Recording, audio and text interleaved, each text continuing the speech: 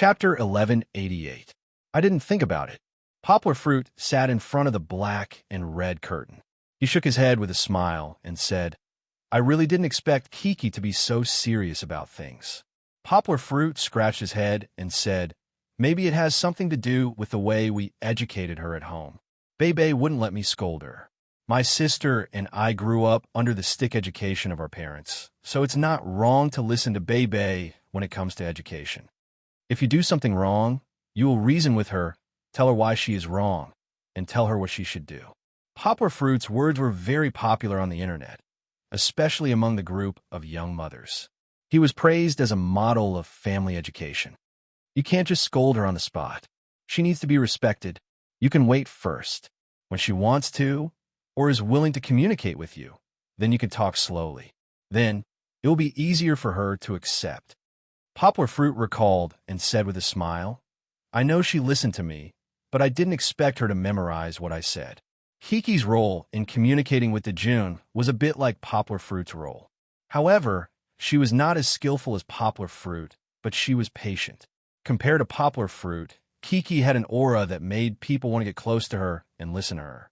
Therefore, Lin Dajun, who had been going against his father on the show, was subdued by Kiki without any resistance. Lin Yongjian couldn't figure it out. I know. I heard it from the staff. Lin Yongjian was also interviewed that night. I really don't accompany Dajun enough. There's also a problem with the way we communicate with each other. Yanghua and I have discussed this in private. When I return, I will watch this episode seriously and think about it carefully. I want to see if there is anything that we, as fathers, have not done well enough. The interview was interspersed with the process of Kiki and Dejun completing the task of finding extras. The audience suddenly realized that something was wrong. What did Lin Yongjian say about the private communication between him and Poplar Fruit? He had to leave this matter for later and explain it to them slowly. Returning to the scene where Kiki and Dejun were doing the quest, after a few minutes of communication, Kiki finally managed to get the little girl to lower her guard. The little girl held Kiki's hand while listening to Kiki's explanation. Even Dejun, who was the most impatient, came back. He lowered his head and played with the stones with his feet while listening attentively. Let me tell you, our performance this time is very fun. In addition to me and him, we need 4 more children. We're going to play the role of small animals. Kiki looked at the little sister's admiring eyes and said more energetically, I'm Babama, I'm Woof Woof. Dejun finally found a little sense of existence. He took the opportunity to get closer and began to participate in Kiki's chat. Yes, Nyonya, what do you want to play? Kiki held the little sister's hand with her left hand and bent down with her right hand on her knee. I know, she wants to play the role of the pig. Dejun began to interrupt again. I don't want to play the role of the pig. The little sister pouted and said, It's okay, it's okay. Kiki was afraid that she would cry, so she quickly waved her hand and said, You can also choose what you want to play. But the little sister didn't know so much. It was even more difficult for her to choose. How about you play the role of sheep, Nyonyo? I like sheep very much. Sheep are so cute. Kiki gave her an idea. Nyonyo, how about playing the role of sheep? The villager aunt also asked. The little sister nodded. How does a sheep bleat? Nyonyo, can you demonstrate it for me? Chi-Chi asked. Baba. The little sister bleated twice and then lowered her head shyly. Yes, Nyonyo is also great. Kiki gave Nyonyo a thumbs up. Nyonyo looked up at Kiki and grinned. Kiki, I think her bleat is similar to your horse. Dejun habitually spoiled the fun. Nyonyo, you learned it wrong. That's how horses bleat. I'll teach you. From the crowd of onlookers just now, an old man in his 50s or 60s walked down. He grinned with a missing tooth and said, Horses should bleat like this. Bleat, bleat, bleat, bleat. Needless to say, the old man must have often dealt with livestock. This skill of his was perfect. However, Kiki learned very quickly. She followed the old man a few times and almost mastered it. Even if she was a little bit worse, no one would care. Thank you, Grandpa. Kiki brought Dejun and bowed politely to the old man. Kiki dug around and took out a piece of paper from her pocket. However, it was not a secret book, but a diagram of the address that her father gave her. Annie, Look, this is where we live. In the afternoon, can you bring Nyonyo to our place to rehearse? Kiki asked. Aren't you rehearsing now? That villager Annie probably wanted to push her daughter over now. There were not many opportunities to appear on TV. Not yet. Kiki waved her hand and said, We haven't completed the mission yet. We still need to continue to look for the other 3 children. So, that's right, Chi-Chi, let's go quickly. Dejun couldn't hold back his temper and shouted. However, his voice became softer and softer towards the end. He remembered that Chi-Chi had said that it was impolite for him to interrupt others. Okay, then we'll see you in the afternoon. Nyonyo, say goodbye to sister. The villager Auntie smiled and said, Goodbye, Auntie, goodbye, Nyonyo.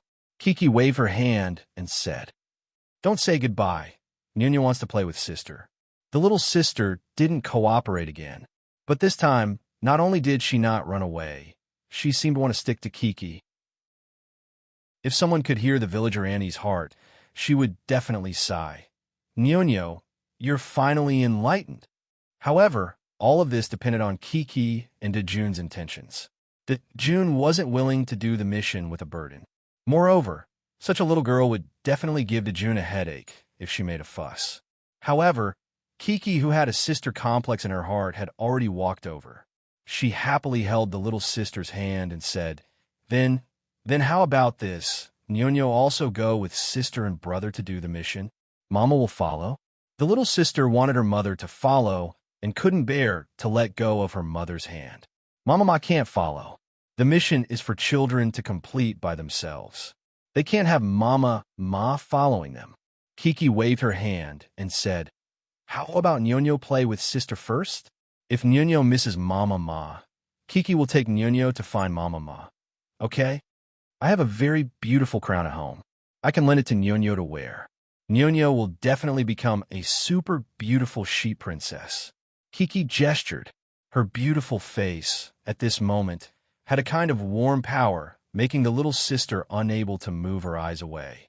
She let go of her mother's hand and took a step closer to Kiki. Then, Kiki, what about you? Dejun asked. You're also a princess. Yes, I'm also a princess, but I'm Princess Elsa. Princess Elsa doesn't need a crown. She has very, very powerful magic. Kiki's thoughts suddenly jumped to frozen. Chapter 1189. He discussed the script with Lin Yongjian. Because Poplar Fruit took a step back and was willing to sacrifice his image to play the role of a traitor, the cooperation between the two went smoothly. Just now, Poplar Fruit felt that his daughter would definitely have no problem completing the task. Although he said that watching the time gradually pass and watching the hot sun gradually rise above his head, Poplar Fruit was a little anxious. Poplar Fruit, don't trouble yourself at noon. Eat at my place. I just went to the kitchen to take a look. The owner of the house is preparing food for us. Lin Yongjian said with a smile. Poplar Fruit nodded and said with a smile, Okay, I'll go find them now and see how they've completed the task. By the way, Teacher Lin. Poplar Fruit thought of something, turned back and said to Lin Yongjian, Kiki doesn't eat spicy food. She doesn't eat mutton. If there's these, please tell the owner not to add them to her portion. This was also a strange thing. Kiki had these taboos since she was young. It was not an allergy, but a psychological effect. She didn't like them. If he managed to eat it, he would probably be depressed for the entire meal. After Poplar Fruit finished speaking, he went out to find his daughter. Under the guidance of the program crew, Poplar Fruit quickly found the 2 children. No, it should be a large group of children. 2 girls and a boy from the village crowded around Dejun and Chi-Chi. Although they didn't make a ruckus, it felt like their momentum was a little strong. Hey, hello. Poplar Fruit smiled and walked over from afar. Papa, Papa. Kiki was very happy to see her father. She ran over and jumped in her father's arms. Huh, why did you bring so many children?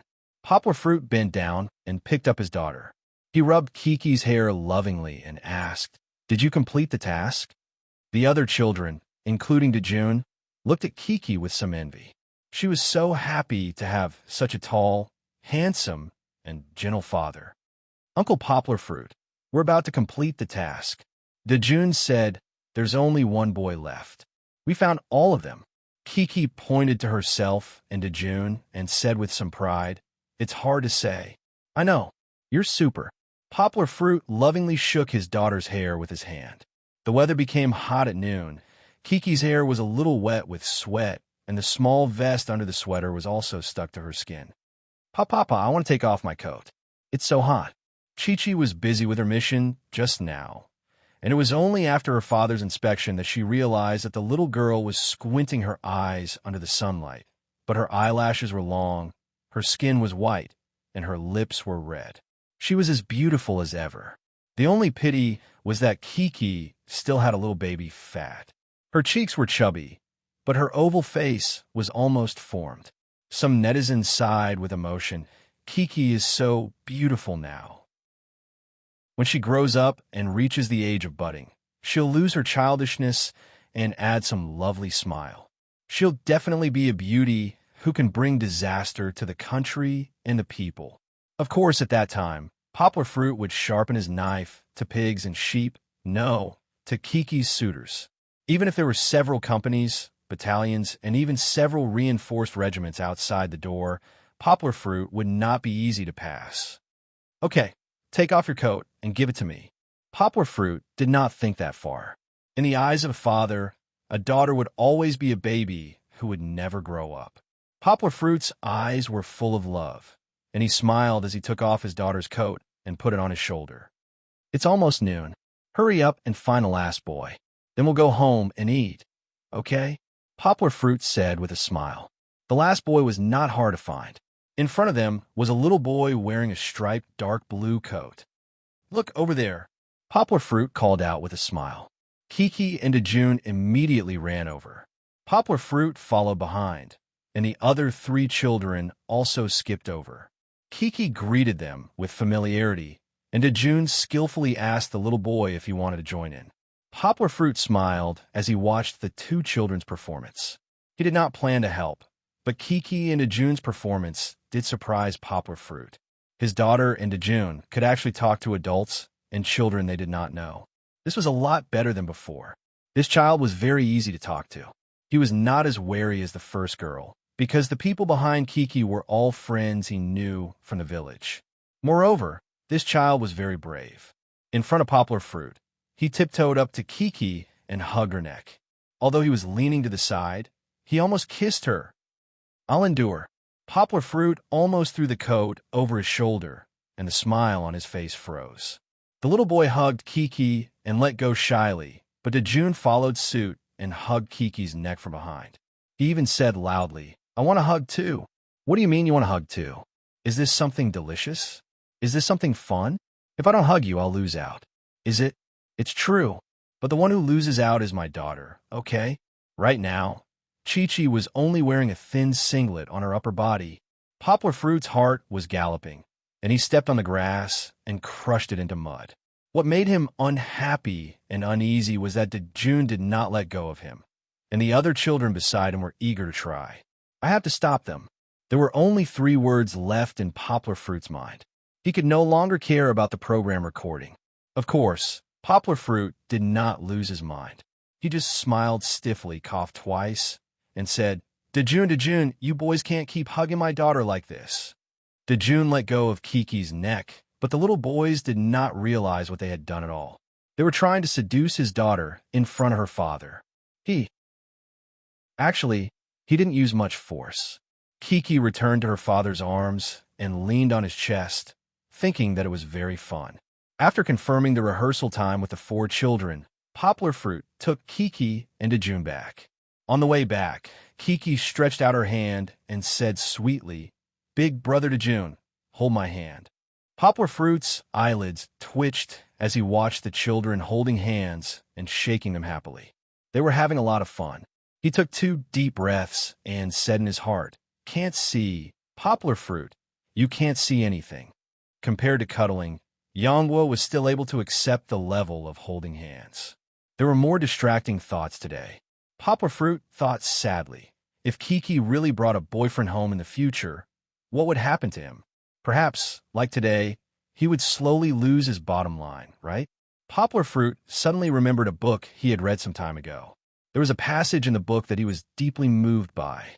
My feelings for your boyfriend are very complicated. I might want to kill him the first half of the night, but I hope to drink and have a long talk with him in the second half of the night. The day you were born was your mother's day of suffering. The day you get married is your father's day of suffering. Poplar Fruit's imagination ran wild for a while.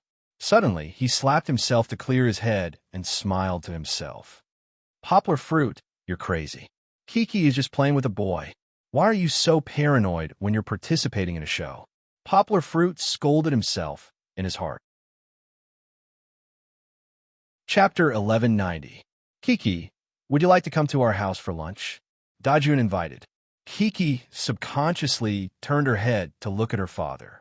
Poplar Fruit nodded with a smile and said, "We're having lunch at Dajun's house." "Oh, you're back?" Lin Yongjian was also waiting for the two little ones at the door. When he saw them coming from afar, he greeted them and said with a smile, "Have you finished your task?" "Finished." For some reason, when he saw his father, Dajun's face paled. This child was not the type who liked to smile like Kiki, and now he looked even more depressed. Back in the house, there was a cool fan blowing. Poplar Fruit was worried that Kiki would catch a cold in the wind, so he let Kiki put on her coat again, but did not zip it up. "Papa, what are we eating for lunch? Are you going to make it?" Kiki climbed on her father, who was sitting on the sofa, and knelt on Poplar Fruit's thigh.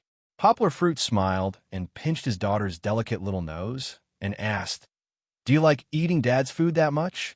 Kiki giggled and said, "I like it. Papa's food is the best in the world. But today we're eating the food prepared by the master of Brother Dajun's house."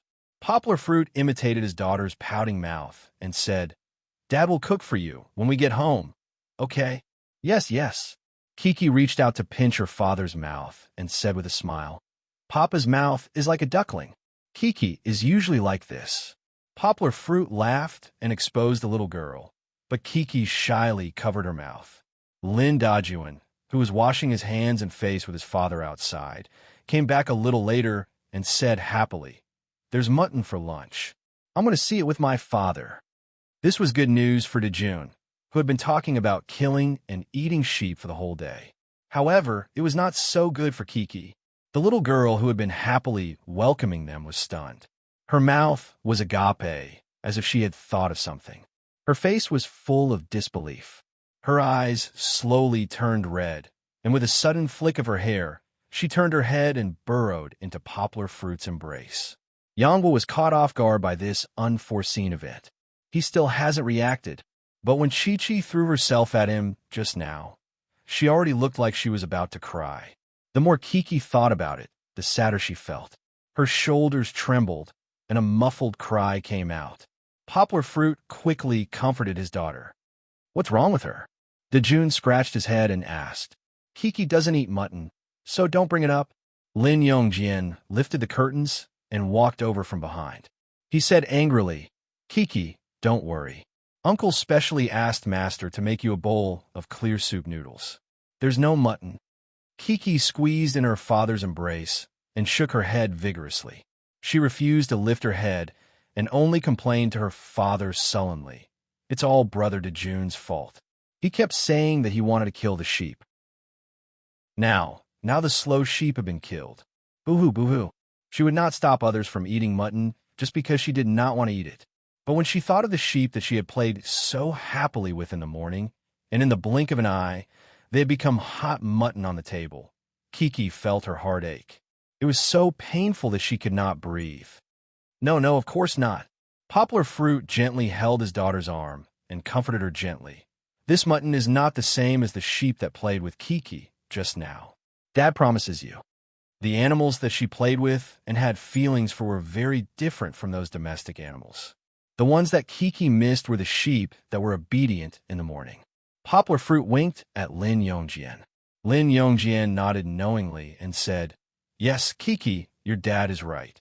Uncle also promises you that he bought it at the market." Dajun seemed to feel that he had done something wrong. He hid to one side, lowered his head, and looked at his toes unhappily. "Really?" Kiki raised her head and stopped crying. She blinked her big, pitiful eyes and asked, "Yes." Poplar Fruit carried Kiki to the sheep pen outside to take a look. He pointed at the sheep and said, "Look, none of them are missing, right?" Yongwa smiled, but in his heart, he was sweating profusely. He was betting on the fact that he didn't see any signs of the sheep being slaughtered. He was betting on the fact that he didn't see any signs of the sheep being slaughtered. In the short amount of time that he went out, it was impossible for him to finish off the sheep so quickly. Kiki looked carefully, and her cloudy face turned bright. She happily pointed at the sheep pen and said, "This is a slow sheep. This is," although his daughter was nagging, Poplar Fruit breathed a sigh of relief. He knew that his daughter was soft-hearted. If she really saw this tragedy, she would probably be depressed for a long time. The audience had different opinions about this scene. Some people felt disappointed and didn't like Kiki's temper of making a mountain out of a molehill. There were even some people who were radical enough to ask if Chi-Chi had become a real princess after calling her princess all the time. This public opinion more or less affected Kiki's image. Some people even mistakenly thought that Kiki was too pretentious and was a self-centered child. But was Kiki really like that? Of course not. But Poplar Fruit didn't intend to explain. It wasn't that he didn't care, but he knew that no one could be liked by everyone. 100 people would have 100 Hamlets. How tiring it was to live in other people's thoughts. Kiki only needed to be herself, and only needed to be grateful to those fans who had been supporting her. Fortunately, most people were able to analyze calmly. They saw the kind side of Kiki in this conflict. There was a netizen's analysis that received countless likes and reposts from many internet celebrities. It's undeniable that Kiki's character is not mature enough. She likes to be spoiled with her father, likes to talk about her father, and likes to be immersed in all kinds of fairy tales and beautiful stories. Sometimes being too kind is not necessarily a good thing. But this is very real and also very normal. She's very smart, very cute, and very hardworking. But don't forget, Kiki is only a 4-year-old child. She's the second youngest among the 5 children. We can't measure a child with the eyes of an adult, and we can't strictly ask a child to control their emotions like an adult. They cry, throw tantrums, and have small temper tantrums. This is a problem that occurs in every child's growth process. If Kiki had been perfect from the beginning to the end, then I definitely wouldn't have liked her, because that's not a saint, but a hypocritical show on the show. It's precisely because of these small conflicts and small personalities that occasionally erupt. It's precisely because of these imperfections that I saw the true side of a child. It allowed me to slowly understand her and fall in love with her. What's more fascinating than watching a cute and kind girl slowly grow up from imperfections to become more and more outstanding? Chapter 1191. Just now, Dejun said that there was mutton, but in fact, when Poplar Fruit and Kiki returned to the cave, they only saw clear cold noodles on the dining table. There wasn't a single piece of mutton on it. Lin Yongjian came back with a plate of side dishes and smiled. "You're back? Come and have lunch." What was going on? Poplar Fruit could actually guess. The audience in front of the TV could also see it clearly. It turned out that in order to take care of Kiki's emotions, he ran to the kitchen and took out the mutton from a bowl. The audience expressed that they were touched. Lin Yongjian was this season's 5 fathers. Everyone felt that he was the most hardworking but the least capable father. There were even netizens who felt that Lin Yongjian wouldn't be a father. But at this moment, his thoughtfulness made the audience see him in a different light. However, Dejun sat silently by the side with his head lowered. He wasn't in the mood to eat.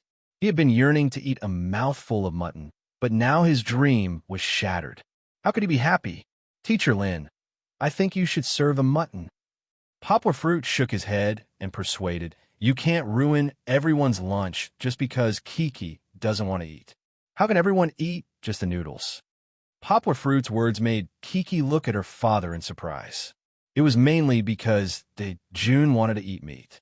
He looked at the noodles without any intention of moving his chopsticks. Dejun's mouth was also pouting. He was in a bad mood. He didn't even want to look at Kiki. "Why can't we eat? Isn't there still food here?" Lin Yongjian waved his hand and said, "I want to eat meat." Dejun couldn't help but shout out, "What meat do you want to eat? It's you who keeps saying that you want to eat mutton.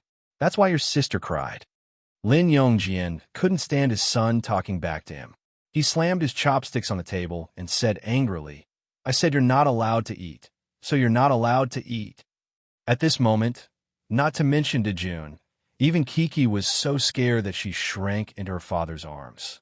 She looked at Uncle Lin timidly, feeling terrified. "Teacher Lin, why are you throwing a tantrum at the child?"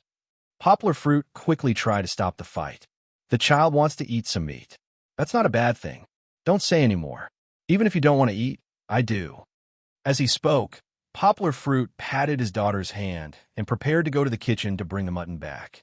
However, Kiki pulled him back and looked at her father with pitiful eyes. She pouted and said nervously, "Papa, can we not eat mutton?"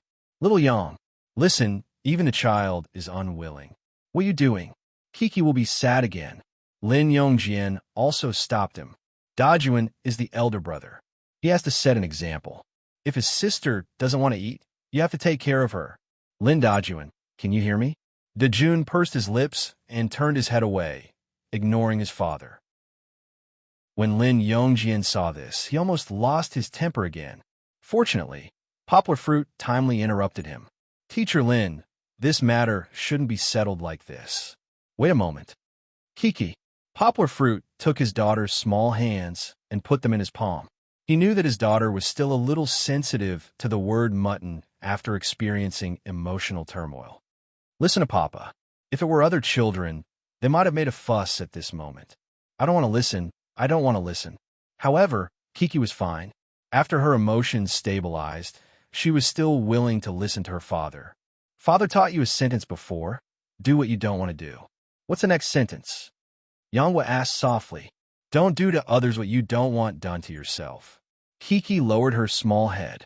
She instantly understood what her father meant, but she still felt a little uncomfortable. "What does it mean?" Poplar Fruit asked. "Isn't this question too difficult for a child?"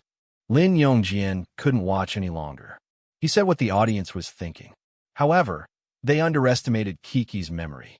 The little girl pouted slightly and muttered, "If you don't like it, don't force it on others." "Yes." Poplar Fruit laughed. "Think about it. Let's say that I don't like Barbie dolls and Pleasant Goat, and then I force you to not like Barbie dolls and Pleasant Goat. Is this the right way to do it?" "No." Kiki shook her head. She began to raise her head to look at her father, although her expression was still a little unhappy. "Then let's look back at today's matter. You don't want to eat mutton, so you asked everyone to accompany you and not eat mutton. Kiki, do you think this is the right way to do it?" Poplar Fruit asked. Kiki shook her head again. This time, she didn't speak. Although she felt that what her father said was right, Kiki was still unhappy in her heart. Not everyone was willing to be a saint. Everyone hoped that they were the center of the world. Everyone revolved around their own will. What's more, a child whose outlook on life and the world had not been completely shaped. If it was just persuasion, it wouldn't be able to achieve Poplar Fruit's expectations. He had to let the little girl voluntarily take a step back. Poplar Fruit laughed and said, "All right, let's not talk about principles. Kiki, you and Big Brother Dejun are good friends, right?" "Yes." Kiki nodded. Then, her eyes met Dejun's for a moment. Dejun lowered his head again. "Between good friends, shouldn't we understand and help each other?" Poplar Fruit asked. Lin Yongjian didn't say anything from the beginning. He carefully watched the way Poplar Fruit and Kiki communicated. "Yes." Kiki nodded a little weakly. The little girl's face was red from the heat, and her mouth was slightly pouted. She looked pitiful and cute. "If that's the case, then let's be more tolerant. Don't make good friends unhappy, okay?" Poplar Fruit laughed and said, "Look, Big Brother Dejun isn't eating well and is in a bad mood. He definitely won't have the energy to play with Kiki in the afternoon. No, I should be the one giving in to little sister Kiki." Dejun suddenly raised his head. His gloominess was swept away. He grabbed the chopsticks with his right hand and pulled up the noodles. Then he giggled ambiguously and said, "Kiki, look, I can eat." Lin Yongjian was shocked. It was really the first time he saw such a sensible side of his stubborn son. Kiki was also surprised. Because Dejun suddenly showed a tolerant attitude, Kiki, who was still conflicted about whether to listen to her father, didn't know how to respond. Her two hands unconsciously grabbed her father's fingers. She even raised her head to look at her father, wanting him to give her some ideas. Poplar Fruit looked at his daughter with a smile. His eyes were full of encouragement, but he didn't say a word of guidance. He let her think and make a choice for herself. Papa, then you bring the mutton over to Big Brother June. Kiki got the power of the heart from her father. She jumped down and returned to her seat. She giggled with June, but said in a relaxed and happy manner, "We're good friends. Good friends should think of each other." Chapter 1192. Kiki, what do you want to wear? At noon, after waking up, there was a call from Poplar Fruit's cave. Hee hee hee hee. A furry little head popped out of the quilt, and her iconic big eyes looked at her father with an unconcealable smile. The little girl was wearing pajamas to sleep, but in order to change her clothes, she took off all her clothes. Of course, she still had underwear. Don't come out. You're a little princess, so you have to be reserved. You can't let others see you naked. Poplar Fruit looked back at his daughter and said with a smile. This time, he did not cover the camera, but wrapped the little girl in the quilt. What do you want to wear? That. A white and tender arm came out, and with Kiki's sight, pointed to her father. That won't do. The pants are too short. Poplar Fruit picked up a pair of denim shorts that were only half the length of his palm, shook his head, and said, Ugh. Chi-Chi pouted her lips coquettishly and said, You're the one who told me to say it. I want to wear parent-child clothes with Papa. Are you really going to wear it? Poplar Fruit asked, Aren't you afraid that the afternoon sun will burn your calves like roasted chicken legs? Of course. He was also teasing his daughter. When Kiki said that she would wear parent-child clothes with him, Poplar Fruit was a little tempted. Well, I won't scare you. Poplar Fruit saw that his daughter was a little scared and smiled proudly. In the afternoon, we will all be at Uncle Lin's house. Then it's decided. Let's change to this in the afternoon. Although it was parent-child clothes, in fact, it was just a panda t-shirt of the same style, and Kiki also had a sky blue zipper shirt. On one hand, it was for the sun, and on the other hand, she was worried that it would be cold in the evening. The pants were different. Kiki wore denim shorts with fringes, and Poplar Fruit wore denim shorts that just reached his knees, which could be regarded as a similar parent-child outfit. However, when she actually appeared, the audience was stunned. Perhaps it was because the production team had deliberately edited a segment that was quite similar to a model's appearance. Some of them were even drooling. There was no other way. These two pairs of long legs were too eye-catching. Although Kiki was still small, almost 2 meters tall, a little shorter than Kong Kong. Her legs were very long, definitely more than half a meter. Under the denim shorts with fringes, the two thin but white slender pencil legs made people forget that Kiki in the front left the deepest impression. Cute and beautiful. Poplar Fruit was also not ordinary. Although only a part of his calf was exposed, his model-like figure was destined to be a beautiful scenery. Looking at his long legs, a female audience member sighed and said, Poplar Fruit, it's a waste for you to wear pants. Well, putting aside these comments about long legs, the audience still saw something different. For the past 2 days, Kiki, who always appeared in skirts, actually had such a youthful and energetic side. Poplar Fruit didn't need to be mentioned. In front of his daughter, this fellow made people forget that he was only 27 or 28 years old, in the prime of his youth. In Lin Yongjin's house, the 4 friends that Kiki and Dajuan had painstakingly found this morning finally gathered. Under the guidance of the veteran actor Lin Yongjin, everyone started rehearsing. After we go on stage, let's introduce ourselves first, okay? Of course, the small segment was directed by the assistant director Poplar Fruit. Okay, Kiki and Dajuan were still supportive, but the other 4 children were a little shy. Awesome, Poplar Fruit said with a smile. Dajuan, why don't you stand at the back of the line so that you and Kiki can lead the younger siblings with one at the front and one at the back? No, I want to stand with Kiki. Dajuan didn't cooperate.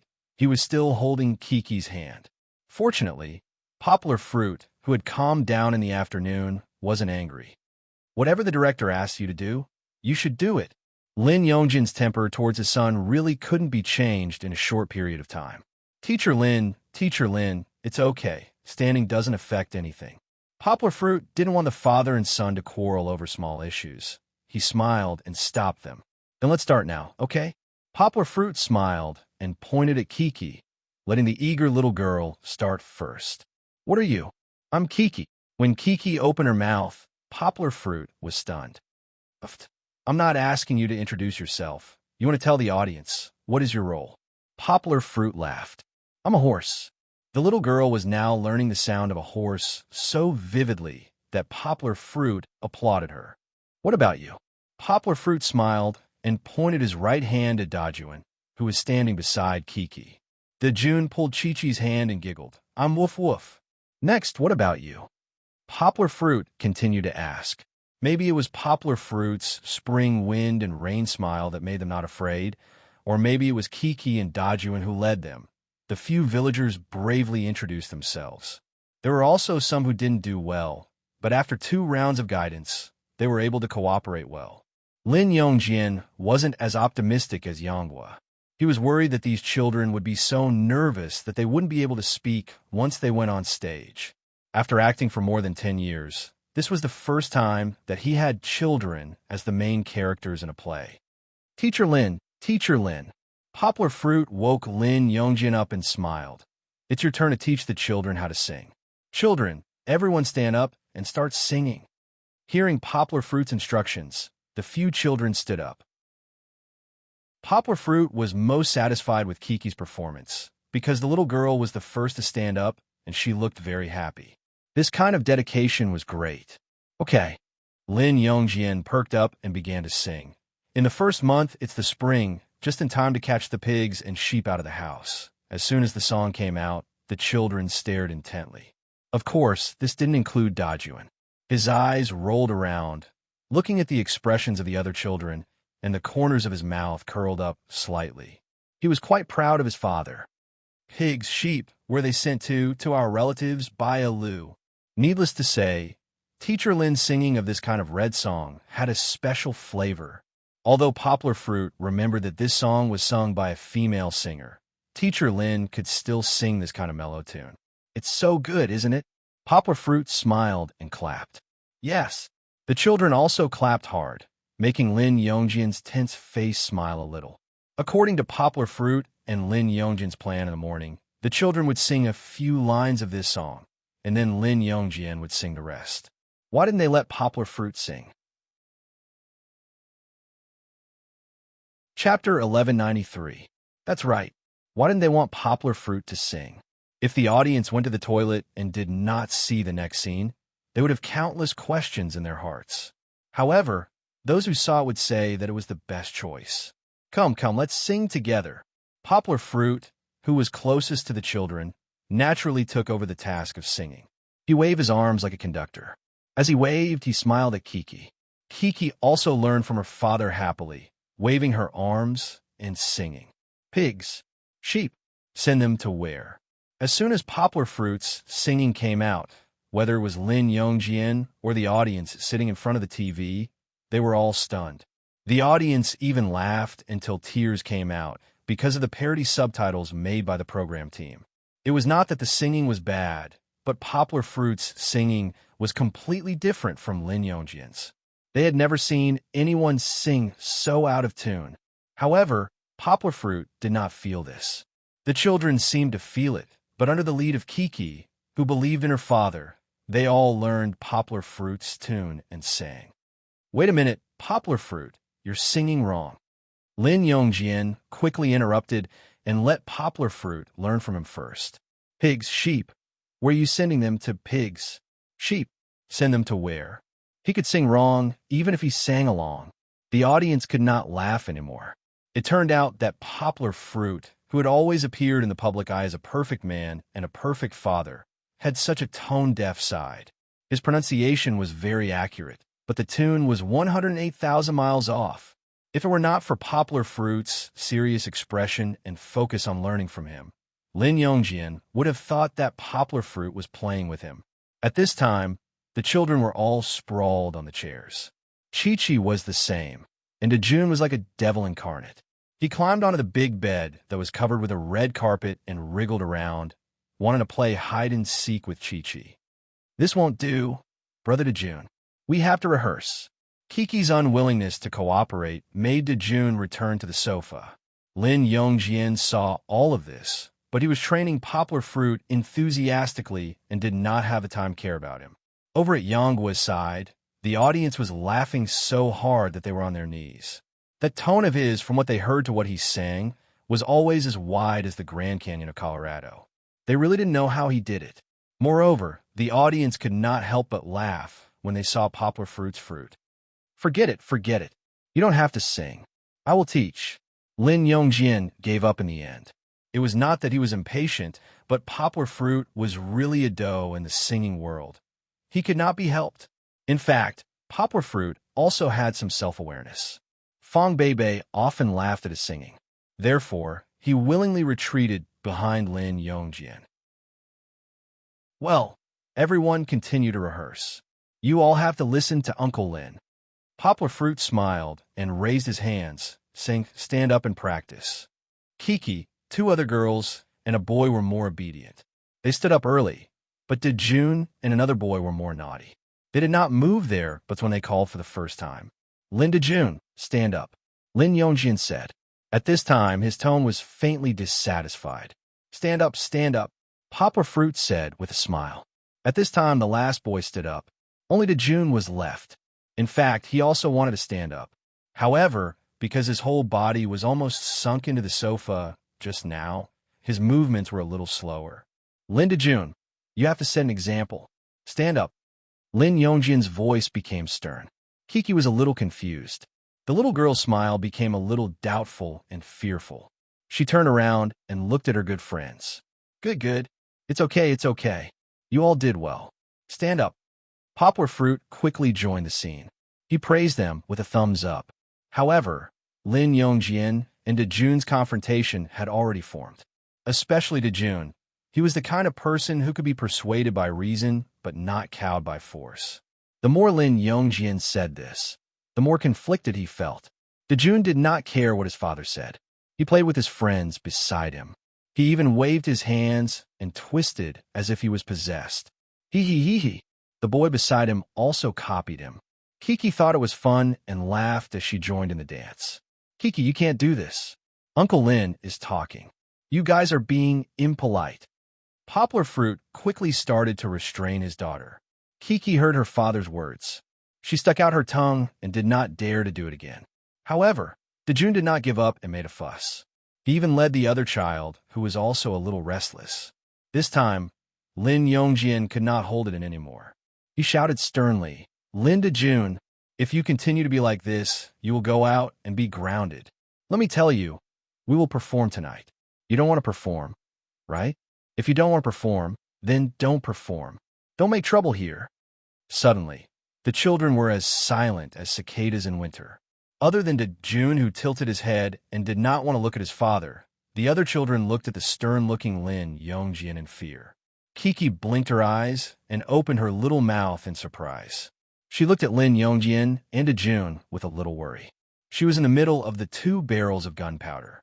Instead of fear, she was puzzled and worried. She was puzzled as to why Uncle Lin was so angry.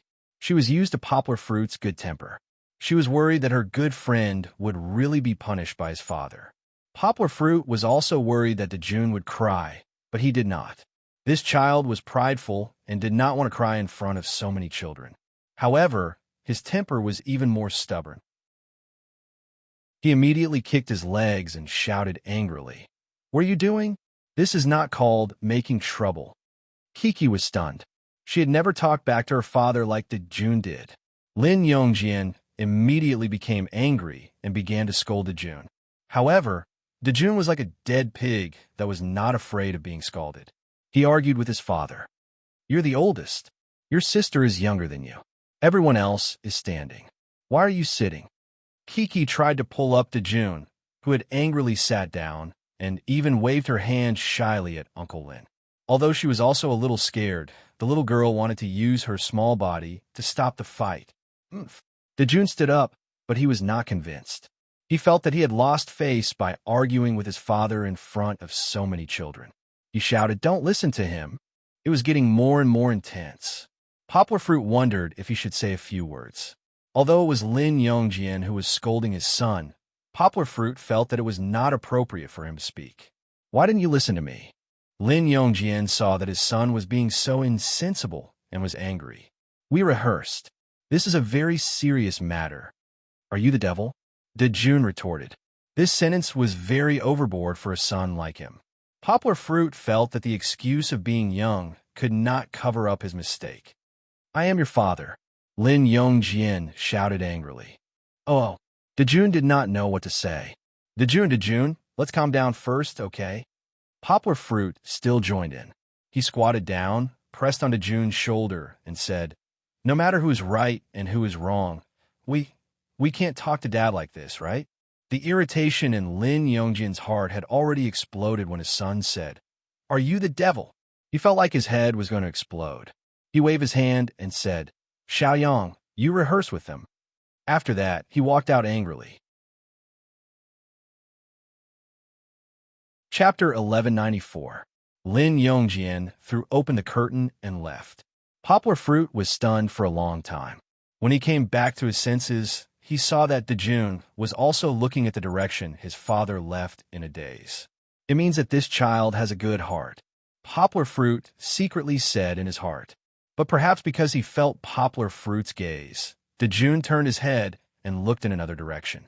He still cared about his face. "Brother Dejun, get up. My papa will take us to practice." Kiki pulled her little friend. There was no time for rehearsal now. Poplar Fruit couldn't let the situation between father and son continue. Otherwise, even if they rehearsed well, without Lin Yongjian, tonight's party would be in vain. He clapped his hands to attract everyone's attention. He smiled and said, "Well, children, sit down first. Kiki, sit down too." Several villagers who were silent like cicadas in winter quickly sat down. Kiki received her father's order and obediently sat beside her good friend, Brother Dejun. "Before we continue rehearsing, let's chat for a while, okay?" Poplar Fruit smiled, but his eyes looked at Dejun and said, "Dejun, okay?" Dejun was not in a good mood and nodded reluctantly. "Everyone should know what I'm going to say." Yang smiled faintly and deliberately looked at Chi-Chi. The little girl felt the heavy atmosphere at this time and sat upright. However, from time to time, she would raise Chi Bang's little head and sneak a peek. Thus, her eyes met with her father's, and she quickly sat upright. Poplar Fruit was happy in his heart, but he didn't stop talking. "But I don't want to criticize Dejun. Just now, Uncle saw that Dejun's father was indeed a little anxious and then caused a conflict. So I think, in this matter, Dejun's father is indeed responsible." Dejun looked at Poplar Fruit in surprise. "Later, I'll talk to Dejun's father. He's an adult now, so he'll definitely be able to recognize his own shortcomings." Poplar Fruit saw that Dejun's mood seemed to have improved a little. He continued in a gentler voice. "Then, Dejun, do you know why your father is so anxious about you?" Dejun lowered his head and remained silent for a long time. Poplar Fruit was about to speak on his behalf when Dejun suddenly whispered, "Because he loves me." Poplar Fruit opened his mouth. This was indeed the answer he wanted to express in his heart, but he did not expect Dejun to say it out loud. This child was actually quite sensible. Poplar Fruit now had a whole new level of respect for him. Yeah, all parents in the world are the same. If your father scolded you, or even taught you a lesson, Poplar Fruit didn't use the word beat. In fact, they all love you in their hearts. They're doing this for your own good. Kiki, don't you think so? Yes. Kiki nodded obediently. Of course, the way your father loves you is a little inappropriate. If he's too anxious, it will cause the opposite effect. Dejun, you don't want your father to be like this, right? Poplar Fruit asked. Dejun nodded and didn't say anything. Although he didn't say anything, Dejun was indeed not like before. He was like an angry bird that was about to explode at any time. But let's get back to the topic. Poplar Fruit struck while the iron was hot. Just now your father ran out like that. Did you do something wrong, Dejun? Dejun lowered his head and didn't say anything. You talk back to your father. When he was scolding you, not only did you not listen to your father, you made him even angrier, right? Poplar Fruit didn't wait for Dejun to answer. Instead, he jumped away from him. Kiki, tell me, is it wrong to talk back to your father? Kiki nodded gently and said, yes. Then why shouldn't you? Poplar Fruit wanted to explain the reason. Because Papa is Papa. Kiki said an inexplicable but correct answer after careful consideration. Poplar Fruit snapped his fingers and gathered the children's attention again. He smiled and said, yes, your father is an elder. In China, we pay attention to respecting the old and loving the young. We have to respect our elders. Of course, I don't mean that we shouldn't talk back when we meet bad people. What I mean is that we should respect the elders who are good to you and care about you. If you don't know how to respect your elders, they will be very sad. Just like Dejun's father just now. He loved Dejun so much, but when he found out that Dejun didn't love him, he left sadly. Poplar Fruit spread his hands. When he said that, his tone wasn't very serious. It sounded like he was talking to Kiki about an insignificant matter. But these words, in Dejun's ears, were exceptionally harsh. I love him. I love my father. Dejun retorted loudly. In fact, Lin Yongjian didn't go far at the door. He heard every word his son said. The camera was pointed at his face. The audience couldn't help but feel a little moved. This ugly man was wiping the tears from the corner of his eyes. He didn't continue to listen. Instead, he walked to the other corner of the yard, sat on the millstone, and sighed. Just now, his mood might have been gloomy, but now, he was actually a little annoyed. Perhaps I was really like what Poplar Fruit said. I was a little anxious in educating my son. Lin Yongjin gloomily said to the camera. In the room, under Poplar Fruit's systematic education, Dejun was finally a little enlightened. He stood up and wanted to go outside. Dejun, where are you going? Poplar Fruit pulled him and asked. Kiki also stood up and leaned on her father's shoulder. She looked at her little friend with a face full of worry. I'm going to find my father. Dejun lowered his head and said, you're going to apologize to your father, right? Poplar Fruit smiled in relief, looked at him, and nodded. He continued, Dejun, do you remember what Uncle said when we started chatting? Dejun stared blankly at Poplar Fruit. He didn't understand. I remember, Papa said that Uncle Lin was also wrong. Kiki replied, yes, you already know your mistake, but your father hasn't. Poplar Fruit said, Dejun, you also hope that your father will be more patient with you in the future, right? Dejun raised his head and nodded. So later, I'll go talk to your father. Poplar Fruit said with a smile, everyone needs to constantly grow from mistakes. Your father is the same. He and I are both first-time fathers. We also need to learn from each other. Then don't scold him. Dejun pouted and said, of course, Uncle won't scold him. Poplar Fruit laughed and said, but Uncle hopes that later you can also apologize to your father so that we can understand each other, okay? Linda June nodded. Okay, but after I go, I think you can continue to rehearse here. Poplar Fruit said with a smile, Kiki, did you just learn how Uncle Lin sang? Yes. Kiki nodded, but anxiously said, Papa, won't you teach us? Dad is going to talk to Uncle Lin, so you need to take your brothers and sisters to rehearse. Can you do it? Poplar Fruit gently asked. This was a big challenge for Kiki. Then, okay. Kiki didn't find it difficult and nodded. Dejun. Poplar Fruit finally explained to Dejun and said, actually, if you apologize too much, it will become insincere. Dejun looked at Poplar Fruit with some puzzlement. With his little brain, which was still a few months away from 5 years old, he couldn't understand. What your father wants to see the most is not your apology, but your actions to prove that you're trying to correct your mistakes. Poplar Fruit said with a smile, so when your father comes back, can you let him see that you're rehearsing hard? I think you'll be very happy to see this. Dejun let Poplar Fruit hold his hand and nodded vigorously. Chapter 1195. Poplar Fruit went out of the room. He was not in a hurry to find Lin Yongjian. Like Lin Yongjian, he eavesdropped at the door for a while. When he heard Kiki singing with a few children, he held back his laughter and walked away. Lin Dajuan put in a lot of effort to rehearse. The other children might have been frightened just now, so they practiced very diligently. Kiki sang well, but Poplar Fruit did not care if she sang well or not. After all, they were all children. No one would be too harsh on them. The scene of him and Lin Yongjian chatting privately was not added in the end because the content of the conversation overlapped with the scene in the room. But the ending was good. After returning to the room, Lin Yongjian and his son talked. Everyone saw Lin Yongjian admit his mistake and Dejun correct himself. They also saw the gratified smile on Lin Yongjian's face.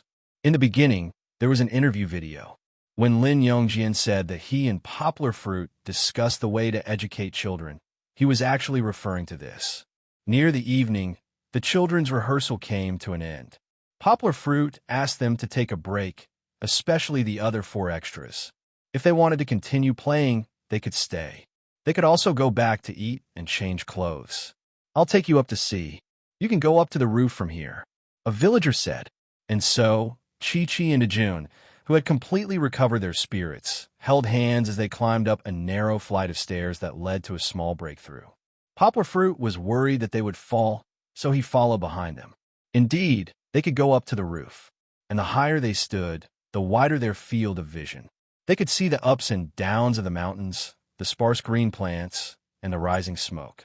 Their mood suddenly became much better.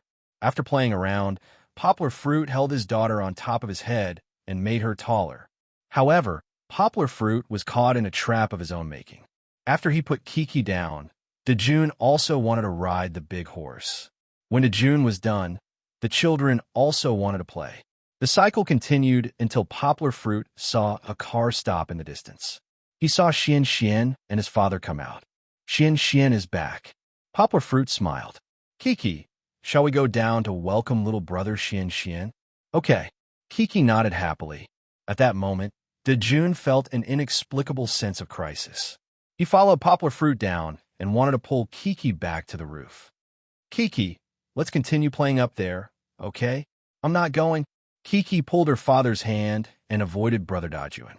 She shook her head and said, "No matter how beautiful the scenery was, one would get tired of it after looking at it for so long." While Dejun was at a loss, Xian Xian on the other side was also at a loss. I decided to keep this scene because Xian Xian did a great job. In the original version, Xian Xian's bashful appearance was super likable. "Look, sister is over there. Go." Zhou Shimin whispered to his son and asked him to bring a white thing to Kiki. However, Xian Xian took a few steps forward and hesitantly returned to his father's side. "Go." Zhou Shimin was anxious for his son. Although it was just a small spark between children, Xian Xian couldn't be so cowardly. "No, you..." Little Chuan Xuan was even more anxious. He pulled his father's hand and said anxiously, "No, you come with me. Go by yourself." Zhou Shimin looked at the surrounding staff members who were covering their mouths and laughing. He felt a little embarrassed. He was like a father who was secretly anxious for his son to not be able to pursue a girl. The scene was indeed a little comical. However, there was more of a flow of pink. The atmosphere became a little warm and sweet. Many staff members were secretly cheering for little Chuan Xuan. Poplar Fruit naturally also saw the wedding dress in Xian Xian's hands. His heart was moved, but he didn't say anything. He only held his daughter's hand and smiled slightly. They were both children who weren't even 5 years old. Why think so much? 2 innocent young children. Perhaps when they thought about this in the future, it would be very beautiful too. "You want to give it to her yourself." Zhou Shimin held back his laughter, afraid that it would make his son even more embarrassed. He encouraged, "You want to give it to her yourself. Go, go, go." Thus, little Chuan Xuan mustered up his courage and hugged the wedding dress and ran forward. In the end, he didn't even run 10 meters before his courage was exhausted. As if he was pulled by a spring, little Chuan Xuan turned around and ran back. "Why did you come back?" Zhou Shimin asked in disappointment. "Let's go together. Just once." Xian Xian begged in a childish voice. Zhou Shimin encouraged his son again. He even pointed at Kiki, who was standing gracefully beside his father, and encouraged Xian Xian to go by himself like a brother. However, Xian Xian didn't have the courage. In the end, Zhou Shimin still had to accompany him. He helplessly smiled bitterly. To be honest, Zhou Shimin didn't want to go either. Why? Because that girl's father was standing beside her. Even if he was the boxing champion, Zhou Shimin didn't want his son to be friendly with someone else's daughter in front of him. However, Xian didn't live up to expectations. What could he do? Fortunately, with his father's company, Xian's fearful appearance was swept away. A confident smile appeared on his chubby face, and his steps became more energetic. When they reached the front, Zhou Shimin let his son go by himself. He quietly took a step back and left the stage to his son. Xian walked forward. His eyes were filled with the young lady who was leaning on his father. Although the little Missy was no longer wearing a princess dress, her youthful and energetic appearance made it seem as if a princess had shed her wealth and grace, a fairy had shed her celestial arrogance, and an angel had shed her wings that didn't belong to the mortal world. She seemed to be just an ordinary girl with a face that could outshine the moon and flowers. She seemed to have a delicate and refined temperament. It seemed to make people's hearts beat faster. Kiki didn't know why, but at that moment, she also became shy. She didn't play as close to Xian as before.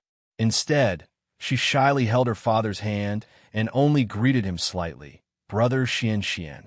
Kiki's shy smile could be said to be the most memorable scene in the second episode.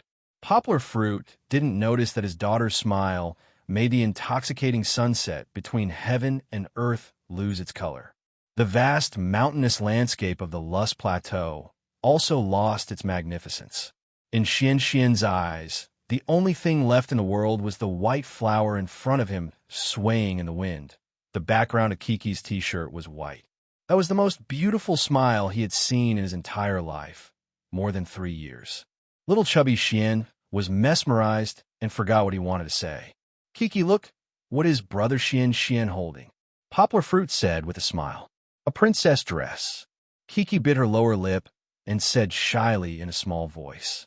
After saying that, she hid behind her father again. Only half of her body was exposed. She couldn't take her eyes off the princess dress. "I like it so much." Kiki's eyes were sparkling.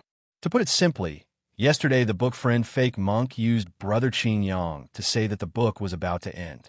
It was indeed about to end, but not so soon. A while ago, there were book friends who complained that Xiao Han was being lame again. Xiao Han really didn't want to be lame because the book's results weren't ideal.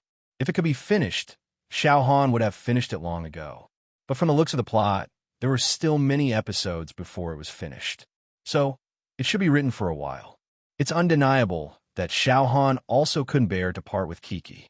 Although the book's results were terrible and there were many points to criticize, he had been writing it very seriously. In the later episodes, Xiao Han watched them many times. There were many touching scenes, and he couldn't bear to skip them directly. So, it looked a little lame. Please forgive me.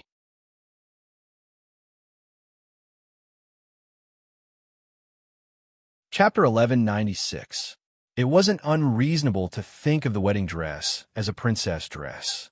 After all, they were both beautiful and had the same fluffy lace. How could Kiki not like it? She had always dreamed of becoming a princess who was both beautiful and magical. However, in addition to the faint pink color, there was also a bit of nervousness and shyness. The two children were too embarrassed to speak.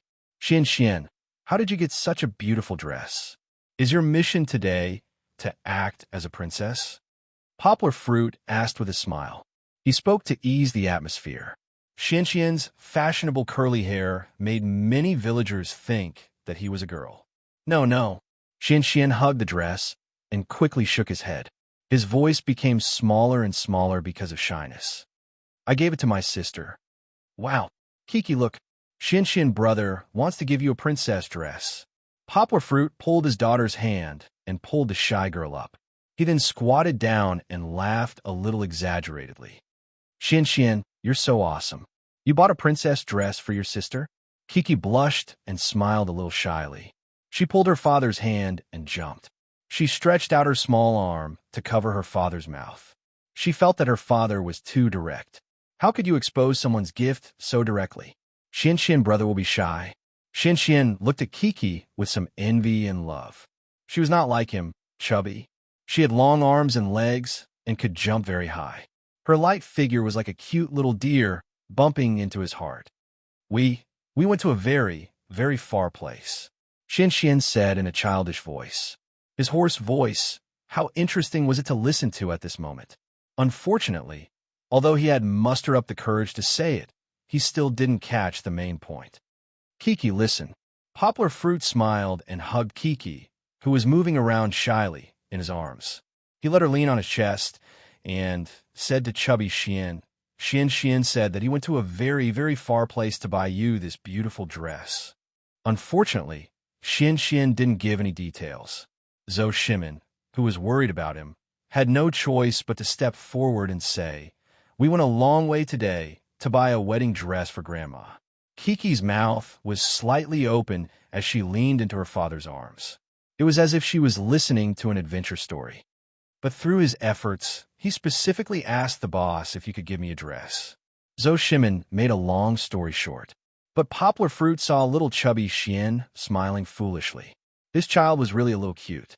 Regardless of whether he had the help of an adult or not, it was already very good that he could do this at the age of 3.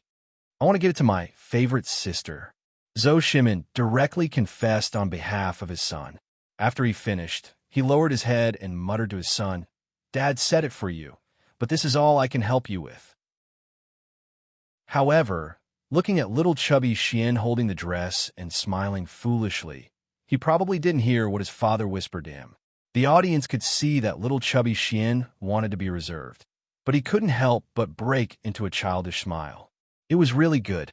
At this time, little chubby Xian became the darling of the audience, especially the big sister audience. I really want to hug him and pinch his little chubby face. He's so cute. Poplar Fruit was also a little moved by little chubby Xian. He smiled and nudged his daughter, saying, "Kiki, did you hear that?" She heard it. Kiki hugged her father's arm and smiled shyly. She didn't say anything, but her emotions were written all over her face. Little chubby Xian fidgeted for a while before asking softly, "Do you like it?" When he asked, he was still a little nervous. Although he couldn't help but smile, he still secretly glanced at Kiki, who was more beautiful than a flower, through the dress. He felt a little uneasy. "I like it," Kiki also replied softly. Looking at the dress in little chubby Xian's hands, her eyes were smiling like 2 crescent moons. She nodded slightly.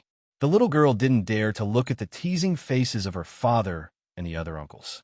Little chubby Xian was so happy that he couldn't help but smile. He stuck out his tongue cutely, as if he was still a little scared from the nervousness just now. Then, he felt that it wasn't good to be too happy, so he secretly looked at the camera. His little rabbit teeth bit his lower lip and then loosened, but the smile on his face couldn't hide the joy in his heart. Looking at his helpless expression, many of the audience members were reminded of their own first love. Not to mention the ending. When they first confessed to each other, were they also nervous and shy like him? After they succeeded, did they also want to hold back their laughter? They were still children. Little chubby Xian's performance convinced more and more of the audience. At this time, although Dejun didn't want to be left out, Kiki and little chubby Xian, as well as the 2 fathers, seemed to have formed a small world. Dejun couldn't disturb this warm moment. "Come, let's take a look first. Okay?" Poplar Fruit took the dress from little chubby Xian's hands and opened it for Kiki to see. Without the dress to hug, little chubby Xian was so nervous that he didn't know where to put his hands. He could only unconsciously shake his arms and smile foolishly. The dress was spaghetti straps. It was indeed a wedding dress. But on Kiki, it would definitely be a beautiful princess dress. "This is little chubby Xian's gift to you. Kiki, don't you think it's beautiful?" Poplar Fruit asked with a smile. "Beautiful." Kiki nodded and replied softly. At this moment, the little girl also became reserved. She didn't know if it was because she felt like she had to look like a princess in front of the dress, or because she was very shy right now. Kiki's gaze didn't leave the dress in her father's hands. She reached out and touched it, then Poplar Fruit let her take it. "Kiki, what do you want to say to little chubby Xian?" Poplar Fruit reminded with a smile. She couldn't just look at it. She left little chubby Xian hanging to the side. Thank you, Kiki said softly. It was as if this word of gratitude was the best reward that the princess could give to the knight. Little chubby Xian instantly laughed. His laugh was so heartless and so satisfied. As if his whole body was filled with energy, little chubby Xian cried out and bent down to pick up the dress that was about to touch the ground. Just like yesterday, little chubby Xian wanted to help Princess' sister lift the dress. He's really good. Really. Poplar Fruit and Camera both gave a thumbs up. Although a father would always see his daughter's followers as his enemy, at this moment, Poplar Fruit couldn't help but praise him. Of course, everything was built on the basis that the two were innocent. If he really wanted to pursue his daughter, Poplar Fruit would still have a dark face and pick up a broom to chase him away. Hey, come up. Little chubby Xian was so excited that he covered Princess' sister's face with the dress. Ha ha ha. Chi-Chi, on the other hand, wasn't unhappy. Instead, she was happy and giggled as she gave little brother Xian a big hug through her dress. Do you want me to wear it? The little girl's voice was as pleasant as a silver bell. Ha ha ha. Little chubby Xian was embarrassed. I really like this scene. After watching it a few times, I realized that I really like little chubby Xian. Previously, Xiaohan thought that the best boy in little chubby Xian was Boss Kong and Nua Yi. However, looking back at this scene carefully, I can't help but give little chubby Xian a thumbs up. So Xiaohan kept this plot. Will everyone like it? Also, Xiaohan is very conflicted about Nua Yi. Everyone can see that he doesn't appear much. It's not that he doesn't like Nua Yi. Nua Yi is a very good child. If it wasn't for Xiaohan creating the character of Kiki, Xiaohan would definitely like him very much. But there's no other way. Seeing him being so close to Xia Tian in the later parts of the show, the two of them acting like childhood sweethearts, and thinking about how he might be involved in this later, he couldn't feel happy. As mentioned in a book, for a father, marrying off his daughter is a very perverted thing. Xiaohan wrote Kiki as his own daughter. So the little boy she likes is destined to be Xiaohan's enemy. Smiley face, of course. The book won't continue like this. Everyone, don't worry. Xiaohan will try his best to coordinate the relationship between Kiki and her friends, including Nua Yi. Chapter 1197. Poplar Fruit brought Kiki home to change into the princess dress. Poplar Fruit only asked his daughter to take off her t-shirt and change into a more comfortable vest before putting on the beautiful wedding dress. I haven't even bought a wedding dress for Bebe yet. She already has a boy buying a wedding dress for her. Poplar Fruit said sourly to the photographer as he watched his daughter happily admiring herself in front of the mirror. Come, Kiki, put on your coat. It's cold at night, don't catch a cold. Poplar Fruit patted the sling wedding dress, leaving Kiki's smooth shoulders exposed to the air. She didn't have much flesh, but she couldn't let a boy see it. On the other side, Zhou Shimin was caught by Lin Yongjian. According to the final script that Poplar Fruit and Lin Yongjian discussed in the morning, Zhou Shimin would be in this performance. After a simple dinner, Poplar Fruit was worried that Kiki would be hungry, so he made her a bottle of warm milk to drink. Then he held Kiki's hand and went to the big square at the entrance of the village. The stage for the performance had already been set up. Although the sky was dark, the warm light shone on the stage, reflecting the simple, smiling faces of the villagers below the stage. The lively atmosphere was already brewing. Kiki. Suddenly, a happy cry broke the silence between Poplar Fruit and his daughter. He turned around and saw that Nua Yi had returned. He jumped out of the car and happily ran towards Kiki. She hadn't seen him for the whole day. The mixed-blood handsome Nua Yi actually looked a little unkempt. Of course, he was wearing the clothes of the villagers, but he still looked very handsome. Brother Nua. Kiki also happily ran over and held hands with her little friend. She asked, "Where did you go today?" My dad and I used potatoes and then exchanged them for a refrigerator." Nua Yi jumped up and down, full of energy, and excitedly chattered with Kiki about today's magical experience. At this moment, Poplar Fruit could not be bothered with the little ones. He ran over and, together with Lu Yi and the shop owner, carried the large refrigerator that was taller than a person. "Brother Yi, I heard that you traded potatoes for this fridge?" Poplar Fruit asked curiously. "How did you do it?" "Sigh, it's a long story, but let me tell you, it's definitely not simple. You have no idea how many places Yi and I went to today." Lu Yi smugly smiled at Poplar Fruit. "I'll talk to you later. I still have to thank the shop owner." After that, he hugged the shop owner, a bespectacled young man, and smiled. Thank you. Don't be in a hurry to go back tonight, okay? We have a performance. Do you want to stay and watch?" Poplar Fruit suggested with a smile. Although he did not see it with his own eyes, he guessed that when Lu Yi finally exchanged the fridge, he did not use anything good to exchange for it. It must have been a shop owner who lost a lot of money.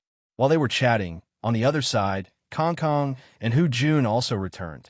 Brother Kong Kong, Yi, and Kiki excitedly shouted and ran over. However, Director Kong had always been cold and only nodded slightly. Then, together with his dad, he carried the LCD TV and walked forward with his head held high. Although the little boy did not say much, he was also very proud. "Senior, you also succeeded? You actually used a corn cob to exchange for an LCD TV. That's awesome." Lu Yi ran over and gave Kong Kong a high five as if they were close friends. Then he said to Hu Jun, "If you thought that Lu Yi was praising Hu Jun, then you were wrong. This fellow never got tired of others praising him." Hu Jun smiled and said, "You're the awesome one. A potato exchange for a refrigerator worth thousands or tens of thousands." Indeed, Lu Yi immediately beamed with joy, like a child showing off. Sister. Little Chuang Xuan also came over and said to Kiki, "My dad and I are going to take the wedding dress to Grandma. Do you want to come along?" Little Chuang Xuan secretly looked at Kiki, who was wearing the dress that he worked hard to get. Although she was wearing a pink jacket, Little Chuang Xuan still felt that Kiki looked even more beautiful in it. He was embarrassed to say in front of Kiki, but his happy smile was self-evident. "Okay, I want to go." Kiki nodded. Yi, who was hugging Brother Kong Kong and chatting nonstop, also ran over and said with bright eyes, "I want to go too. He did not seem to have any intention of changing out of his rustic villager outfit. His unreliable dad did not expect this either. Look at Xian's dad. When Xian gave the dress to Kiki, he had already asked Xian to change back into the cool leopard print outfit. Although it was a little weird, it still looked quite fashionable on Xian. It was really like comparing fathers, infuriating fathers. A few friends and Zhou Shimin, who was holding the dress, went to complete the last task. Poplar Fruit did not go with them. He went with Lin Yongjian, who had just arrived, to make the final preparations for the party. For example, gathering all four of the extras. After understanding the significance of today's performance, Poplar Fruit could not help but praise the production team. It was really good. The people they wanted to celebrate were the veterans who had experienced the war 70 years ago. They were the backbone of the Chinese nation. Then, the production team wanted to hold a wedding for one of the veterans and his wife who had gone through thick and thin with him. This could be regarded as the main theme of this year's celebration of the 70th anniversary of the war. If they did not talk about the main theme, they could let the children understand the group of veterans through the show, understand the difficult years of the war in the past, and even let the children, through very difficult efforts, prepare the dowry for the veteran couple. This could let them experience the hard-won happiness of today's life and let them learn to cherish and be grateful. Poplar Fruit thought to himself. It was very meaningful. Kiki had already come out of her grandmother's room. She was the first to run to her father and could not wait to share what she had seen with him. Papa. Kiki took her father's hand and lifted the long skirt. She giggled and said, We gave Grandma a wedding dress. Did you see Grandma? Is she beautiful?" Poplar Fruit asked with a smile. "Super beautiful." Then, after putting on the wedding dress, she was even more beautiful. Kiki nodded with a sincere look on her face. Poplar Fruit said with a smile, "Really? Then you're going to perform for Grandma's wedding later. Do you feel very happy? Do you feel full of energy?" "Yes. The little girl clenched her fists and looked up at her father with a smile. Papa, you have to work hard too. We must make Grandma happy. Chapter 1198. At the start of the evening party, the first program was presented by Teacher Lin and Yonghua. However, at the start of the program, the limelight was stolen by Nua. Nua, he was dressed in rural clothes that were obviously too long. Coupled with his bold and imaginative thinking, his answers were completely different from the village head and the hosts. He made everyone laugh. It was unknown how Lu Yi managed to raise such a daring and interesting child. Anyway, this unreliable father was laughing very happily in the audience. Finally, it was time for the program that the fathers had meticulously planned. Xiao Han had changed the original program. Otherwise, it would feel like the two programs were separate. It would be too divisive. My dear fellow villagers, how are you? Lin Yongjian was able to speak the native Western Shanxi dialect because he was originally from Dongshan Province, which was not far from Western Shanxi. Moreover, he often acted in revolutionary movies, so he had long mastered this dialect. Hearing this, the villagers were overjoyed and cheered. I'm your friend. My name is Lin Yongjian. Of course, it was also because of his friendly smile. Everyone felt that Lin Yongjian was actually quite down to earth, like a real villager. Kiki, the goose, is your friend. The goose is called Lin Yongjian. Kiki also followed suit. Dejun also tried, but it was not as good as Kiki said. It was because of his talent in languages. Poplar Fruit, who had not yet had their turn to go on stage, held his daughter's hand. His heart skipped a beat as he smiled and asked his daughter, Kiki, later Daddy will show you the dialect, okay? Daddy will speak like Uncle Lin. Okay. Kiki clapped her hands and then lifted her skirt. She happily said, Daddy, since you've learned it, you have to teach me, okay? Poplar Fruit chuckled in his heart. Was there a need to learn? After living here for more than a day, Poplar Fruit had a basic grasp of the pronunciation rules of the Western Shanxi dialect. For example, Mandarin was pronounced with a single tone, while the dialect here was pronounced with a soft tone. For example, when pronouncing words that started with a vowel or semi-vowel, there would be an eta, ing, as the initial consonant. This is purely from Baidu. Please ignore any incorrect parts. Although he might not be able to learn it 100% accurately, it would be enough if he could learn it 80% to 90%. In 1937, the Japanese entered the Central Plains. Lin Yongjian sang in a dialect, which was even more stunning. Of course, at this time, the limelight was stolen by another man. As soon as he jumped onto the stage, he was greeted with laughter and applause. It turned out that it was Zhou Shimin. He was wearing a Japanese military uniform and holding a prop gun. He was bow-legged and acted like a Japanese. She didn't know if it was because she had watched Pan Changjiang's Raise Your Hands from 10 years ago, but the silly Japanese were exactly the same. He swayed around the audience and attracted a lot of laughter and applause, especially Nua Yi, who waved his hands exaggeratedly, as if he had seen a ghost. That's my father. A hoarse and childish voice rang out beside Poplar Fruit. Poplar Fruit and Kiki turned around to look. Little chubby Xian had unknowingly run to their side. He dutifully lifted Kiki's skirt. The little piggy knight had come for the princess. Thank you, little brother Xian. Kiki only just realized.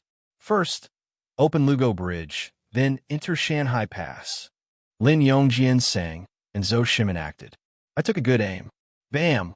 I killed a translator. As the song ended, Zhou Shimin staggered and fell backwards. This acting could be given 80 points in a TV drama. It wasn't over yet. The really fun part was that Lin Yongjian would keep singing, Pa, kill the translator, Pa, as if there were really a lot of bullets flying towards him. Zhou Shimin stood up and fell down, stood up and fell down again. The audience below the stage couldn't laugh anymore. No wonder when Lin Yongjian looked for Zhou Shimin, he asked him to act as the Japanese military officer torturing Ichiro. Lin Yongjian was having a lot of fun, while Zhou Shimin used his life to portray the misery of the clown. He was like a fish that was thrown ashore, crazily twisting and turning like a carp. After playing for a while, Zhou Shimin walked off the stage. This meant that the Japanese had been eliminated. Then, it was Kiki's turn to reward the 8th Route Army. Lin Yongjin sang, "Come the first lunar month, it's the new year. Kiki, Daddy will go on stage first. Later, you and Brother Dajuan must bring the children up." Poplar Fruit reminded her and hurriedly took off his jacket, took out 2 large fans from his Yanko, and walked onto the stage. Ha ha ha! The audience burst out laughing even louder than before. It turned out that Zhou Shimin was the Japanese military officer just now. This time, it was Poplar Fruit dressed as a woman. Looking at his tall and big figure, he actually wore a red and green village girl suit. Other than the self-destructive blush on his face, he really looked like a village girl, waving a large fan and dancing Yanko. This scene could be said to be Poplar Fruit's most undignified performance in his life. Of course, Poplar Fruit didn't have the burden of being an idol. When he saw Kiki jumping and dancing in joy below the stage, he was satisfied. Catch up with the pigs and sheep out of the house. Lin Yongjin was really good. He could even sing a line for so long. Under his signal, Kiki took the lead and brought a few children up the stage. Each of them held a bouquet of flowers in their hands. Counting, including Kiki, there were a total of 6 children. No, why was there a Xian behind Kiki? Hello, everyone. Poplar Fruit also stopped dancing. He took a microphone from below the stage and greeted everyone in the same dialect. "You may not know me, but I'm Poplar Fruit. Nice to meet you all." Indeed, many people didn't know Poplar Fruit at first, but after 2 days of filming, they went to find out more about him. Of course, they knew where Poplar Fruit came from, what he did, and what kind of celebrity he was. But this tall and handsome young man's down-to-earth performance made them cheer for him. Poplar Fruit is also from the north. The audience couldn't help but ask, how can he speak the local dialect? What's so strange about it? A fan of Poplar Fruit jumped out and said proudly, "Poplar Fruit knows more than a dozen foreign languages. How can a dialect similar to Mandarin be difficult for Poplar Fruit?" Poplar Fruit and Kiki were very down-to-earth. From the first episode to the second episode, they never showed off their foreign languages.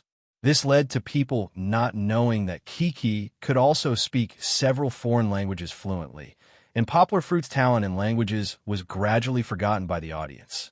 This was just a small show of skills. There was still a long way to go. The father and daughter's language skills wouldn't be analyzed so quickly. Chapter 1199. Xian and Mo Min miraculously appeared in the group of 6 children. This was an unexpected situation that happened during the performance. Lin Yongjian scratched his nose and wondered if he should ask Xian to leave. After all, he didn't participate in the rehearsal from the beginning to the end. He was afraid that he would disturb everyone. However, Poplar Fruit smiled and gave Lin Yongjian a look, indicating that he was fine. "Today, I'm going to thank the veterans who brought us a peaceful and beautiful life. So, I brought a lot of cute animals for the veterans. Come, introduce what animals you're one by one, okay?" Poplar Fruit returned to normal Mandarin, smiled, and extended the microphone to Kiki. Although the sweet little girl was wearing a coat that was not very matching, the plain white wedding dress made her look as beautiful as a princess. Her happy smile that came from the bottom of her heart added a bit of childlike cuteness to her beauty. "I'm a horse." Kiki couldn't stop smiling, but she still made the action of pulling the reins, and then imitated a few horse noises. "Wow, you're a horse? How can there be such a beautiful horse?" Poplar Fruit was a bit exaggerated, but also very sincere in his praise. Because she's a princess horse." June interrupted.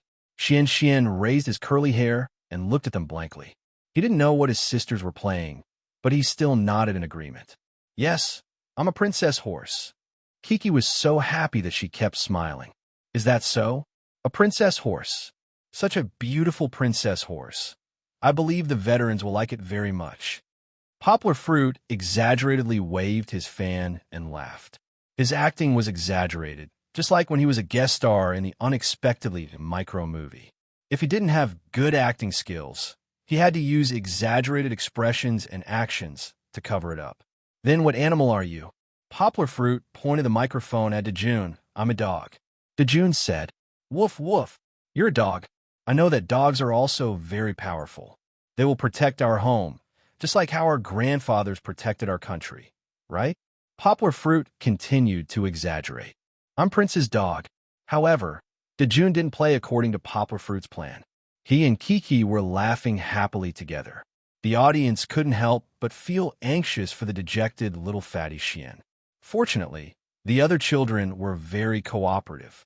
They accurately said the names of their species and said their lines.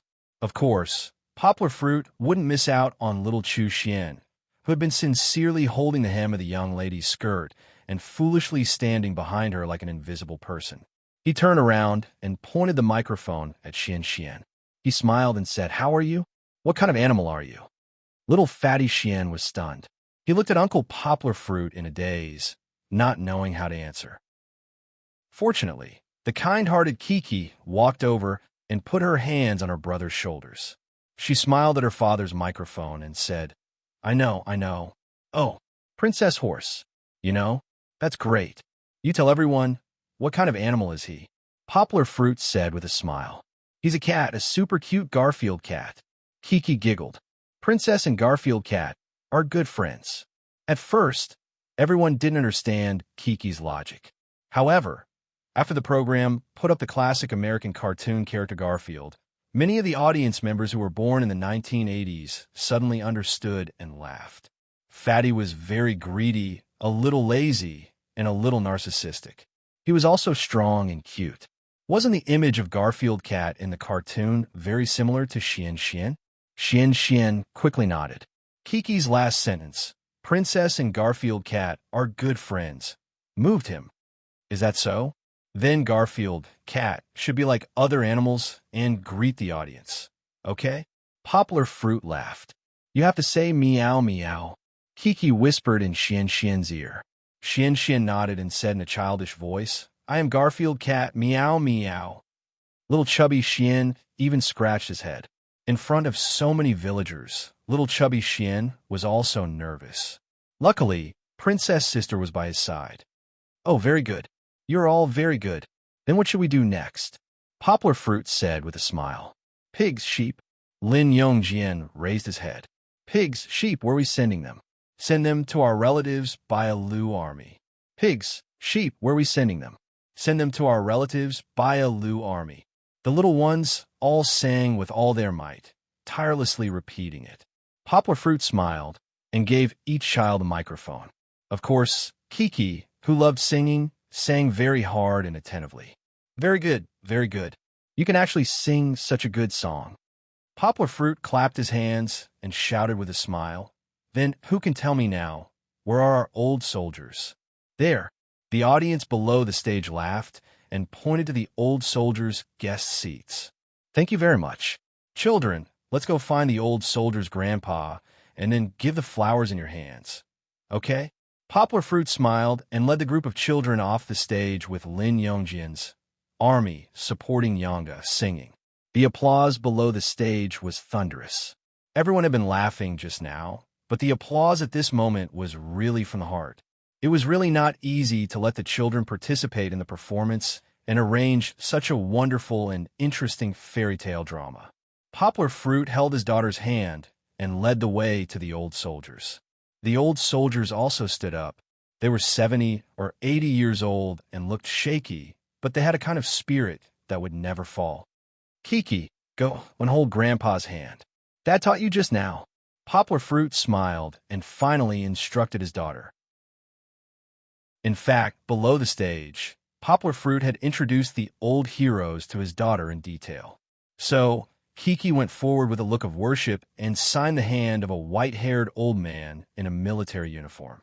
The smile on her face faded, but left behind a sincere respect. Grandpa, I'll give you flowers. Kiki said sweetly. I wish you good health and longevity. Good child. The old soldier reached out and patted Kiki's little head and smiled shakily. And this scene was also shown by the other children. Nuo, Yi, and Kong Kong, who didn't have any acting tasks, were brought over by their father to greet the old soldiers. There was a bit of chaos here for a while. Poplar Fruit brought Kiki to the end of the audience. Kiki didn't go with the other children. Only Xian and Zhou Shimin followed behind.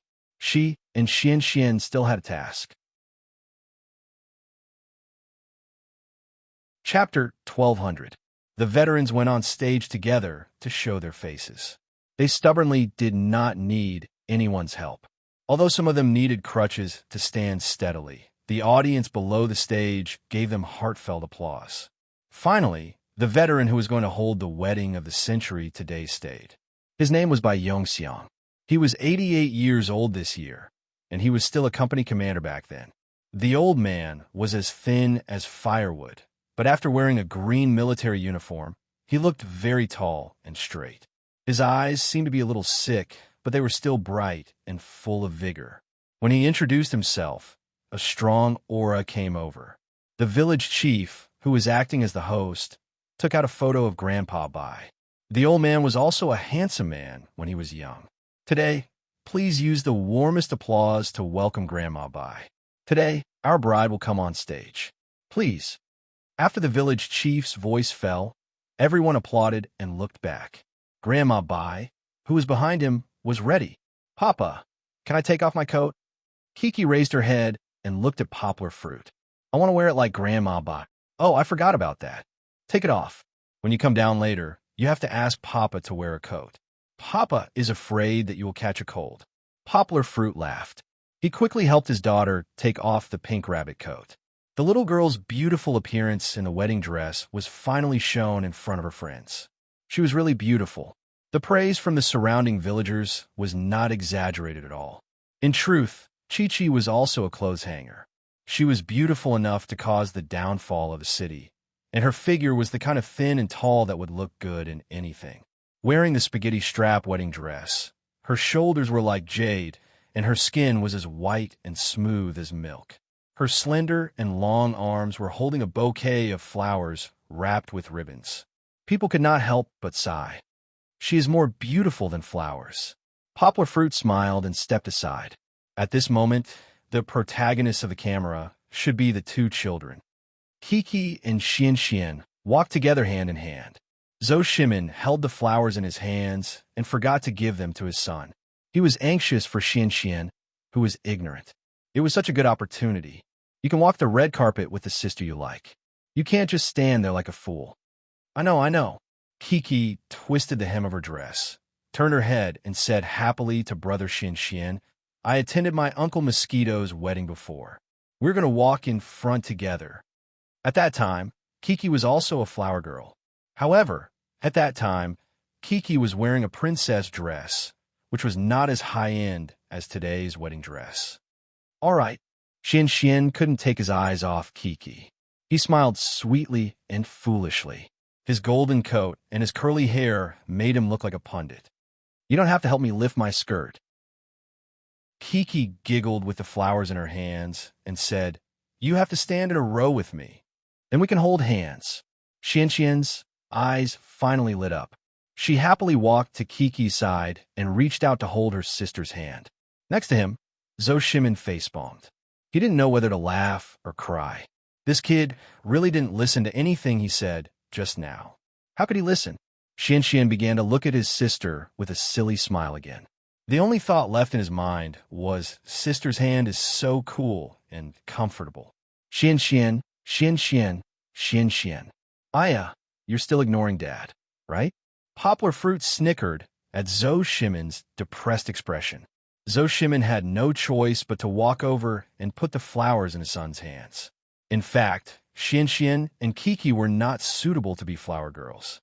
Kiki was the second tallest among the 5 children. She was only slightly shorter than Kong. Perhaps the program team didn't take this into consideration when they made the arrangements. They directly let Xian and Kiki, who were the youngest, be flower girls. However, what was the problem? The real protagonist was Grandma Bai, who only had a wedding after a few decades. After the music started, the 2 children, Kiki and Xian, walked to the front. Grandma Bai, wearing a wedding dress, walked behind them. Although Granny Bai was old, she was still so beautiful in her pure white wedding dress. Time had left scratches on her face, but it had also precipitated decades of happiness. It was unknown how many people in the audience would be moved by this scene, but Poplar Fruit couldn't help but wipe away his tears. No matter how beautiful time is, it can't be more beautiful than you. No matter how cruel time is, it can't pull you away from my hands. Poplar Fruit secretly said in his heart, "My little princess Kiki, Dad will always protect you. My baby, Fong Bebe, I still need you to have a grand and beautiful wedding. Of course, I hope that in another 50 years, we can still hold hands and slowly grow old." Everyone, don't you think it's beautiful? The audience present didn't need the village chief to ask. They all applauded. Even the two children, Xian Xian and Kiki, who were walking hand in hand at the front, seemed to be infected by the atmosphere of the scene. They walked in front devoutly. The lights shone on them, and their expressions were holy and their smiles were pure. Grandpa, who do you think this is?" The village chief, Li Rue, asked with a smile. No one expected the old Grandpa Bai to be as naughty as a child. He grinned and said, "I don't recognize him." The conversation between Grandpa Bai and the village chief could almost be made into a crosstalk. Grandpa Bai's optimistic and witty words made the audience below the stage and Kiki, who was standing on the stage, laugh uncontrollably. The wedding continued. Poplar Fruit noticed Kiki and Xian Xian standing on the stage. Kiki was very good. She looked at Grandpa Bai and Grandma Bai and smiled sweetly. Her beautiful big eyes were like black pearls, as if she was also touched by the love between the two that had lasted for decades. Xian Xian, on the other hand, didn't look away from Sister Kiki. He only looked down at the stage occasionally to look for his father. After the wedding, the party also ended. The children all went home. Poplar Fruit hurriedly put on a jacket for his daughter. "What is Brother Kong doing?" Kiki asked curiously as she brushed her hair that was a little wet from sweat. Among the children, Kong was the only one who had been supporting the old man who had been accompanying him. "Brother Kong is sending the veterans home. Do you have trouble walking when you see your grandpas?" Poplar Fruit smiled and asked, "Do you want to go and help?" He wanted to see his daughter's enthusiasm. "Okay, let's go quickly." Chi-Chi happily jumped up and down, not caring that her skirt was very long. Brother Xian Xian, Brother Dajuan, Brother Nui. On the way, Kiki kept calling for her good friends. "I'm sending Grandpa home. Do you want to come with me?" Well, the scene that was originally only showing President Kong was now filled with children. This scene was the most classic for Kong. This child's heart was really good. Without her father's request, she helped her grandpa back. Why did Xiao Han want the other children to participate? Actually, it wasn't unfair to Kong. It was mainly because in Where Are We Going, Daddy 3, it felt that the children couldn't integrate well and had a feeling of a small group. This wasn't good. Let's let Xiao Han change the overall atmosphere of the third season of Where Are We Going, Daddy? Kiki didn't only like to play with Xian Xian and Dajuan. She wanted to be the bridge that connected the 5 children together. Chapter 1201. After a hot night, it was already late when Poplar Fruit and Kiki returned home. Poplar Fruit tidied up the clothes and prepared to give Kiki a bath. "The dress needs to be folded. I like this dress very much." Kiki jumped down from the bed, wearing only a small singlet. The little girl saw that her father just folded the dress like the other clothes and put it in the open box. She immediately became anxious. "You like it that much?" Poplar Fruit said with a smile. "It's okay. Dad will buy you another one later." "No, Ma said that we can't spend money extravagantly.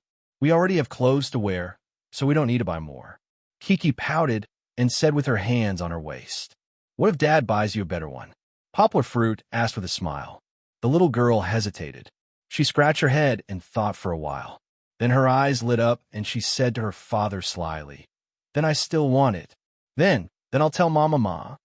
Poplar Fruit was a little proud when he heard his daughter's first sentence, but he was dumbfounded and shouted, "Hey, little guy, you can't be so heartless."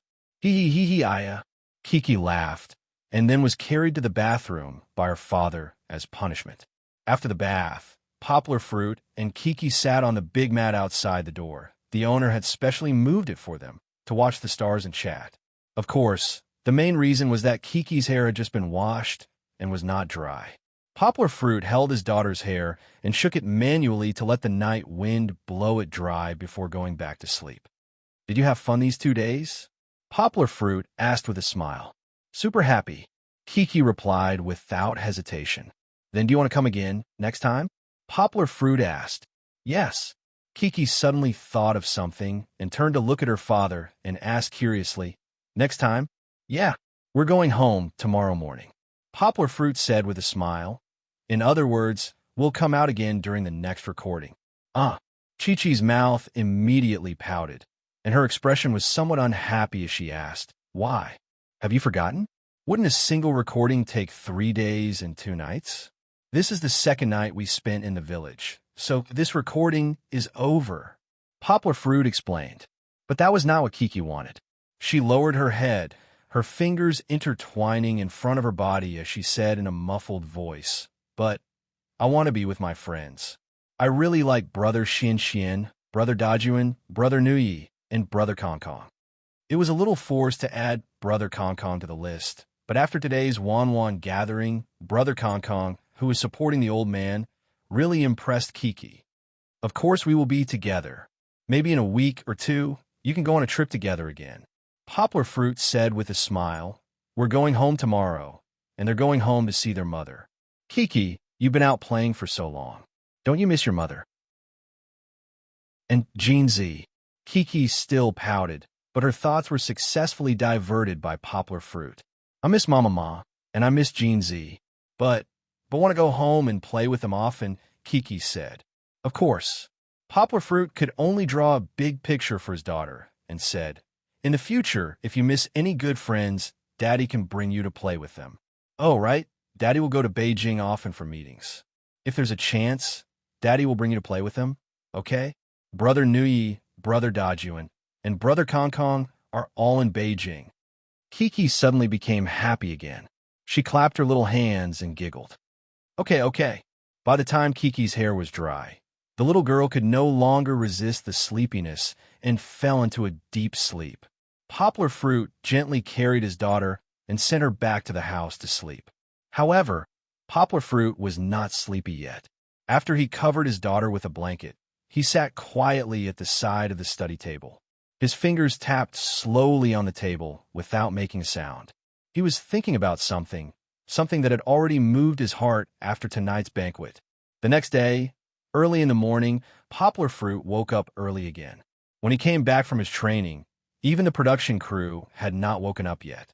So, the production crew, who originally wanted to film Poplar Fruit's morning training, decided to give up this time and film it next time. "Yang Luachi, my dear princess, it's time to wake up." Poplar Fruit laughed as he tickled his daughter, causing her to wake up with a smile. "The village chief said that we have to pack up and gather at the village entrance before 8 o'clock. Quickly get up and change your clothes, then pack the luggage with Daddy. We might have to eat breakfast first." Yangwood took back the clothes that were hung out to dry yesterday and slowly folded them. She didn't hear any movement for a long time, so she turned around to look. Chi-Chi was actually lying down in the open box carelessly. Her long legs were even shaking. Originally, he wanted to laugh and carry the little girl, but Poplar Fruit noticed that his daughter's long eyelashes were moving. She did not look like she was asleep at all. Poplar Fruit's heart skipped a beat. He pretended not to know anything, but kept watching her from the corner of his eye. Kiki realized that her father did not come to catch her for a long time and opened her eyes in confusion. Aya, he really did not care about her. She blinked her large eyes, thinking of a way to attract her father's attention. "Hey!" Poplar Fruit suddenly turned his head and looked at her with his eyes wide open.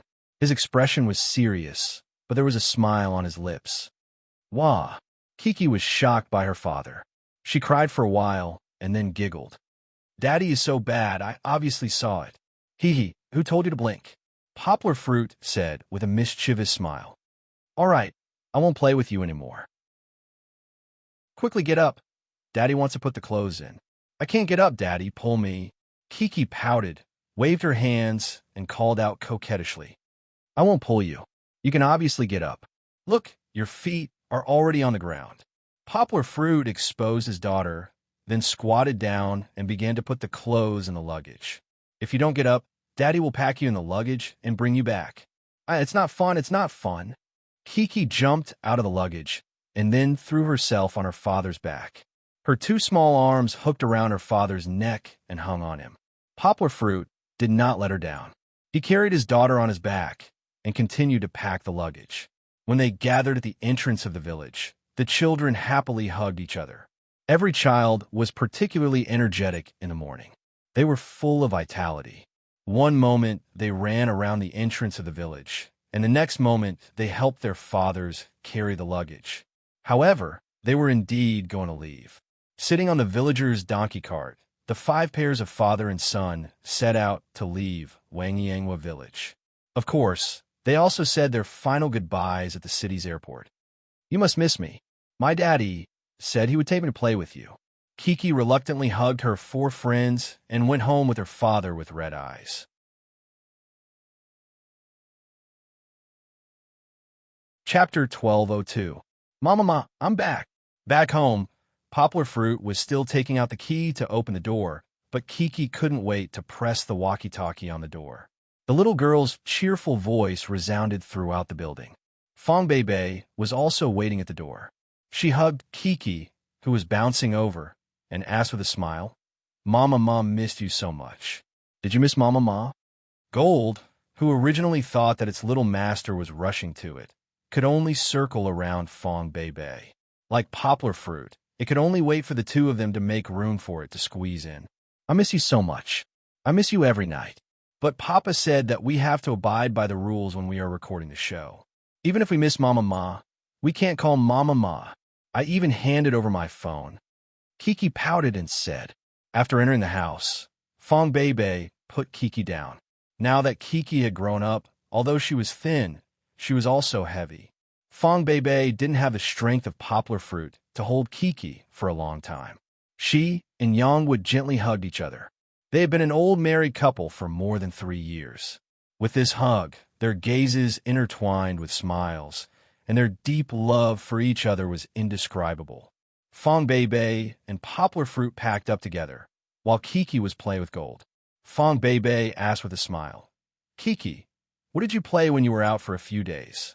I can't tell you," Kiki cried without raising her head. Why can't you tell me?" Fong Bei asked with an aggrieved voice. "Ha ha ha ha." Kiki laughed, ran over and threw herself on her father's back, and then blinked her big eyes at Fong Bei. "Because Papa said that I can't tell anyone about this, not even Mama Ma." Poplar Fruit actually only said the first half. He quickly gave his girlfriend a look, telling her not to worry and that they would talk privately at night. Kiki, this fellow, liked to tell others her story. Poplar Fruit specifically told her not to tell anyone about the recording experience, especially the children in kindergarten. The show hasn't been aired yet, so it's not good to spoil it. The next day, after returning home, Poplar Fruit used the excuse of going to school, but in fact, he secretly called Song Ji-win and drove to the jewelry store. "Kid, you're also?" Song Ji-win gave him a thumbs up and said, "I thought you guys were going to turn the sprint into a long-distance race. Didn't you say that you would wait for her to graduate, including when we were engaged?" Poplar Fruit laughed and said, "So the time is not yet right, but in a month, she will really graduate from college. I'm going to propose after she graduates." "Ambitious, manly enough," Song Ji-win laughed and said, "But you just finished recording. Where did you go?" "Yes, I went to the first station." Poplar Fruit glanced at Song Ji-win and said, "Don't ask me about the plot. I won't tell you." "Humph, why would I ask you this?" "If I ask, I won't be able to watch TV. I'm still waiting to see you make a fool of yourself. Okay?" Song Ji-win, a married man, still spoke as uninhibited as before. "What I want to say is, what's wrong with you? You want to buy a diamond ring and propose as soon as you come back." Poplar Fruit smiled and said, "You don't have to care what's wrong with me. Just hurry up and teach me how to pick one." Wrong? It was what he saw Grandpa buy and Grandma by happily hugging each other on the second night in Shishan. Poplar Fruit suddenly wanted to give Fong Bei a status immediately. Hee hee hee. Song Ji-win suddenly laughed. Poplar Fruit, who was driving, looked at him in confusion. Song Jiwen said leisurely, "It's useless for you to be anxious. No matter how anxious you are, I got married earlier than you. Half a year earlier, hee." Poplar Fruit rolled his eyes at him. He was so bored that he wanted to kick Song Jiwen out of the car. On the other side, Yang Guo and Song Jiwen went to buy a diamond ring, but they didn't talk about it for now. Poplar Fruit didn't really lie to Fong Bei. In the afternoon, Poplar Fruit also went back to school. Unlike Fong Bei, who was calmly waiting for her undergraduate degree, Poplar Fruit's studies were not so leisurely. In addition to the Chinese major he was studying, which required him to read a lot of books and write a lot of papers, he also had a foreign language teacher who was whipping him to pay more attention to his job. Chen Zhongdai was really unhappy. Poplar Fruit had secretly gone to record a show, leaving him in school to become a target for the reporters. Because of this, Chen Zhongdai was very unhappy. When Poplar Fruit came back for an audience, he forced Poplar Fruit to sign an unfair contract. "Before the end of the year, I want to see your linguistics thesis. Don't make it up. At least, it has to be on the level of translator genius! Chen Zhongdai said fiercely to Poplar Fruit. Teacher, this thesis can only be written with inspiration. We can't write it just because we want to, right? I'm not a thesis machine," Poplar Fruit said with a smile. He actually knew that the old man was doing it for his own good. Now that he had a doctorate and had been a lecturer at Higashiyama University for a few years, if he continued to publish heavyweight theses, he should be able to be elected as an associate professor next year. After all, the university also wanted to promote a star professor who could attract students. "Fuck off. If you don't have any inspiration, go back and think about it." Chen Zhongdai waved his hand impatiently and said with jealousy, "One moment you're doing a double doctorate, and the next moment you're on TV. If you spend more time on linguistics, you won't have any inspiration." Poplar Fruit just laughed like that, leaving the old man with nowhere to vent his anger. In fact, it was not that he didn't have any inspiration, but that inspiration was still in its infancy. He needed to cultivate it for a while before he could discuss it with the old man. Poplar Fruit would not do things that he was not sure of, nor would he boast about things that were not realistic. Go. I know you're in a hurry to go home. Don't sit here pitifully, go back." Chen Zhongdai was getting more and more helpless. He waved his hand and let Poplar Fruit go back. The university was quite kind to Poplar Fruit. When he went out to record the program, it just so happened that it conflicted with his own classes. The Academic Affairs Office helped to adjust the class schedule, so Poplar Fruit would come back to school tomorrow to make up for the missed classes. The domestic remote teaching basically didn't require Poplar Fruit to gather people for meetings.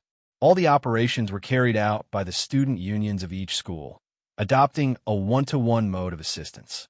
In this way, Poplar Fruit's personal role was reduced to the extreme. However, Poplar Fruit didn't care.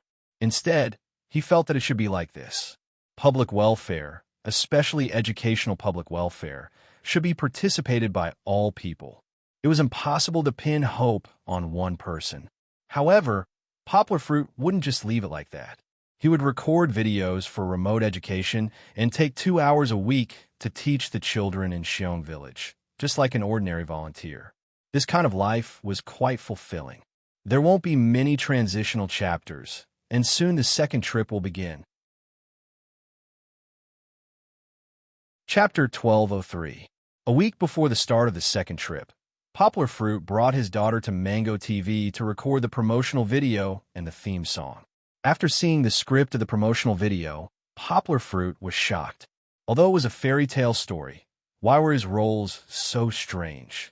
They were all cross-dressing. The script was set by the program team, so there would be no changes. There would only be a little adjustment. "I can't act." Poplar Fruit smiled bitterly and said to the director in charge, "The main thing is, my acting is so bad. It's super difficult to act as a man. You still want me to act as Little Red Riding Hood and the Mermaid? It doesn't matter, Teacher Yang. The audience will definitely like it if you force yourself. What we want is this kind of contrast." The director was a relatively young girl. She covered her mouth and laughed at Poplar Fruit. "No, I really can't act. If you want me to pinch my orchid fingers and speak with a pinched throat, you might as well kill me. Poplar Fruit didn't know whether to laugh or cry as he waved his hand again and again. In the past, Poplar Fruit was a pure man. Later, after practicing martial arts, he became a pure man. Although after having Kiki, Poplar Fruit's heart was as soft as a balloon filled with water, he was still a pure man. He was still a very traditional pure man. He couldn't accept his sissy behavior, and he was even more unwilling to act as a woman. This was just a promotional video for the program. But, Papa, I want to act as Snow White.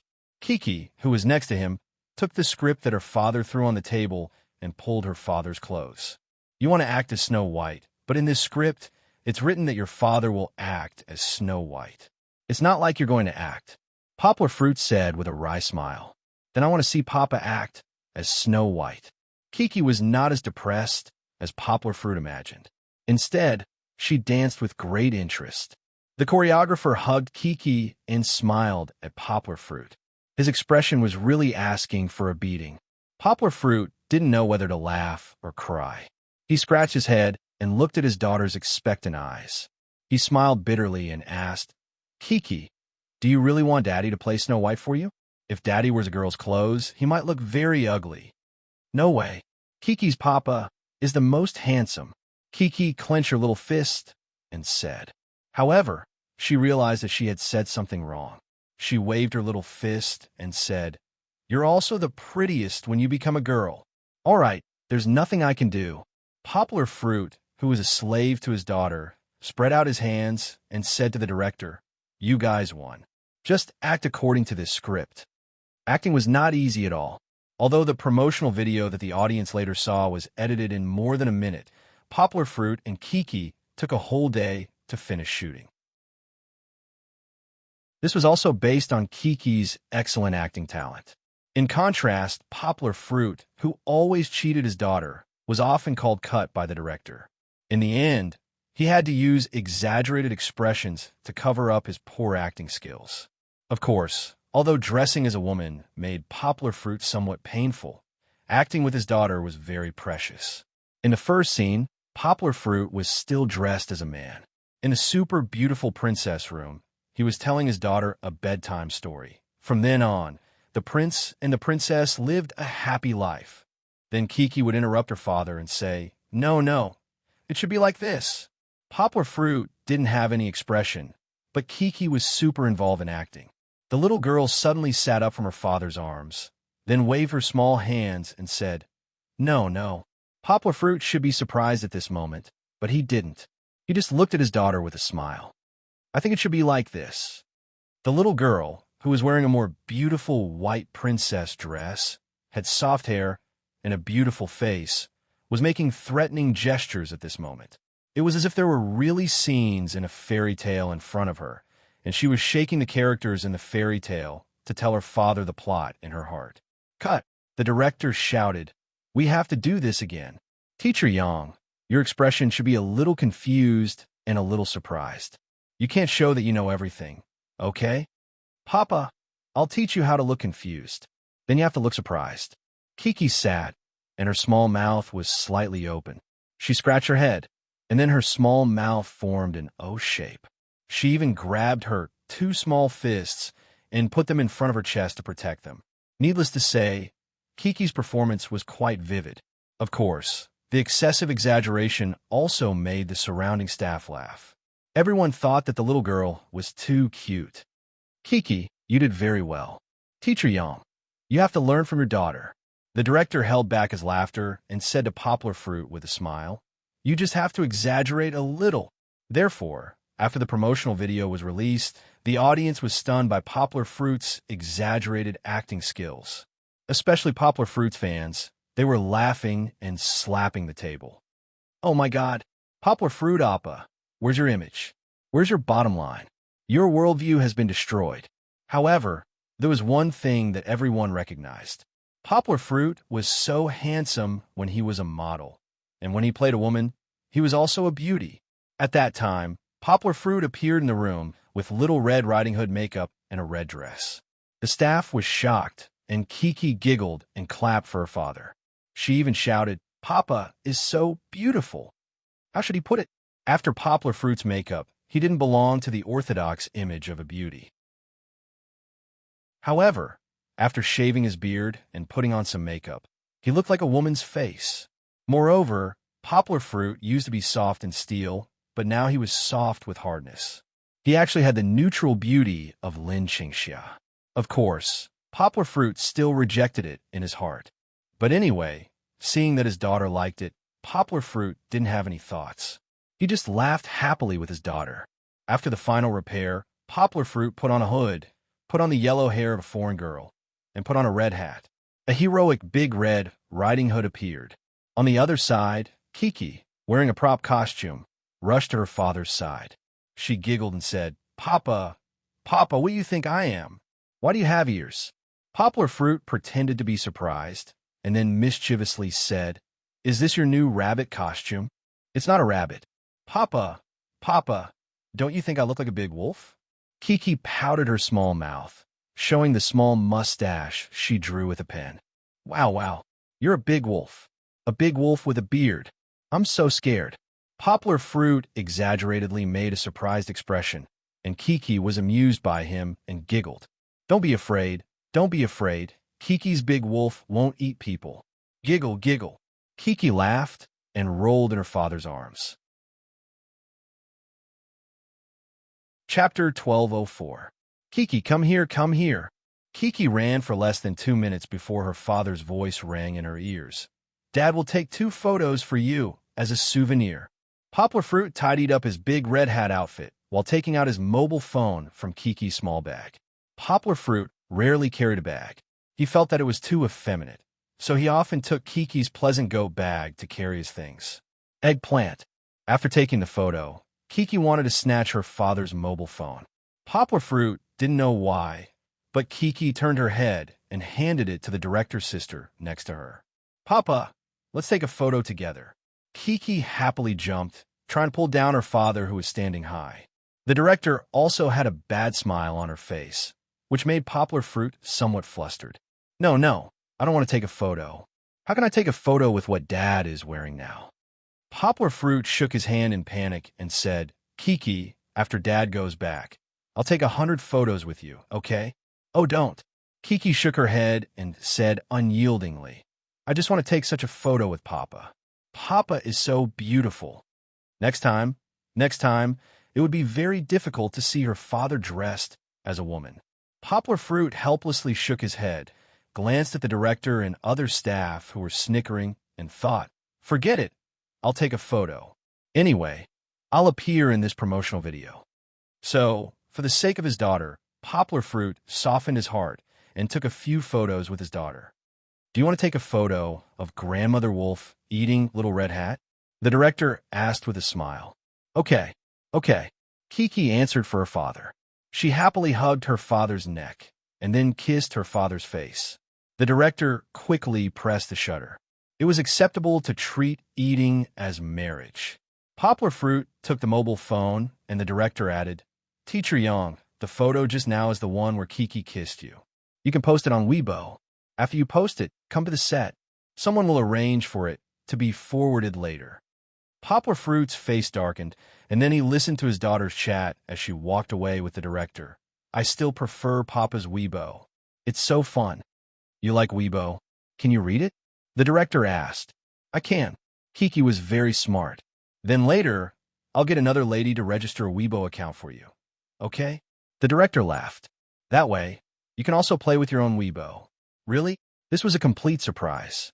"Of course. What name do you want your Weibo name?" "I haven't thought." In any case, Poplar Fruit's bottom line was pulled down again and again on the set of the promotional video.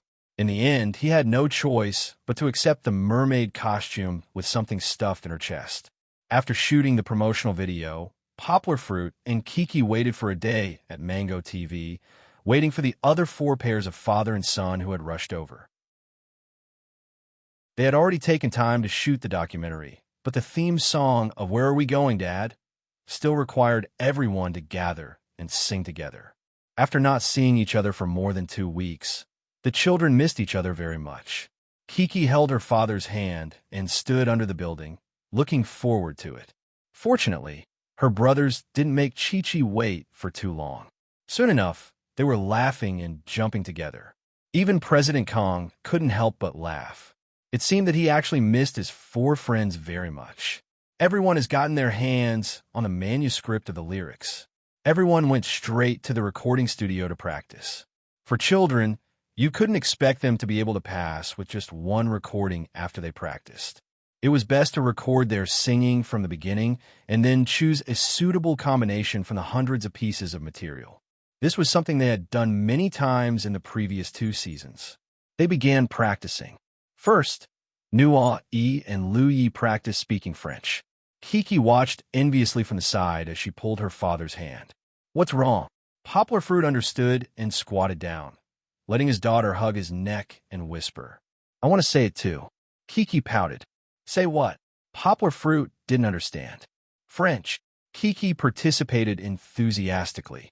She waved her hand and said, "I can speak French too." It's fine. We are recording a Chinese program. You and I are both Chinese, so it's best to speak Chinese, okay? If you speak French, English, or other languages, the other brothers won't understand." Poplar Fruit smiled as he comforted his daughter. This was also what he had been asking his daughter since the beginning of the first episode. He and his daughter did know a lot of things. Furthermore, Poplar Fruit's academic qualifications were higher than any of the guests or even the program crew. If he kept showing off his foreign language skills, he would definitely not be liked by everyone. Last season's Feynman was like this. Although the child didn't do anything wrong, the moment he came out, he spoke English or his father spoke Cantonese, which made many viewers unhappy. Everyone would scold him for being a Chinese. Why didn't he teach the child Mandarin instead of English? This season's Nua-E was super good. Although he was of mixed blood, he was more like a native of China. Not only did he have a strong Northeastern accent, he was also obsessed with traditional Chinese myths like Journey to the West. Lu-Yi and Anna's upbringing was unanimously praised by the entire country's audience. Poplar Fruit flipped to the back and pointed to a conversation between himself and his daughter. He smiled and said, "Kiki, look, we have a conversation here." Kiki immediately forgot her unhappiness and looked excitedly at the script in her father's hands. Then, she began to recite, "Papa, I'm Princess Elsa." "What's Princess Elsa?" Poplar Fruit smiled and matched his daughter's words. "It's that Princess Elsa who knows magic." Kiki waved her small hands and said with love for acting, "Wow, it's that Princess Elsa who's super powerful in magic? Then what do you want to do with magic?" Poplar Fruit asked. "I want to use magic to protect Papa and not let him be bullied by others." Kiki giggled. At this moment, a musician wearing a hat stood up and clapped with a smile. He said, very good. Has everyone practiced? Then, next, let's invite our fathers to bring their children back to their respective microphones. Let's begin our first attempt at recording, okay?" "Okay." The children cheered excitedly. The fathers also responded with a smile. "Okay, everyone listen to the beat. If you're afraid of missing the beat, that's fine. The microphones in front of you have a row of small lights. If they light up red, yellow, green, when a light turns green, that means it's your turn to sing. Dad, where are we going?" "With me here. There's nothing to be afraid of. Baby, I'm your big tree. I'll accompany you to watch the sunrise for a lifetime, along with a song full of childlike interest and fatherly love. The second trip of the 3rd season of Where Are We Going, Papa?"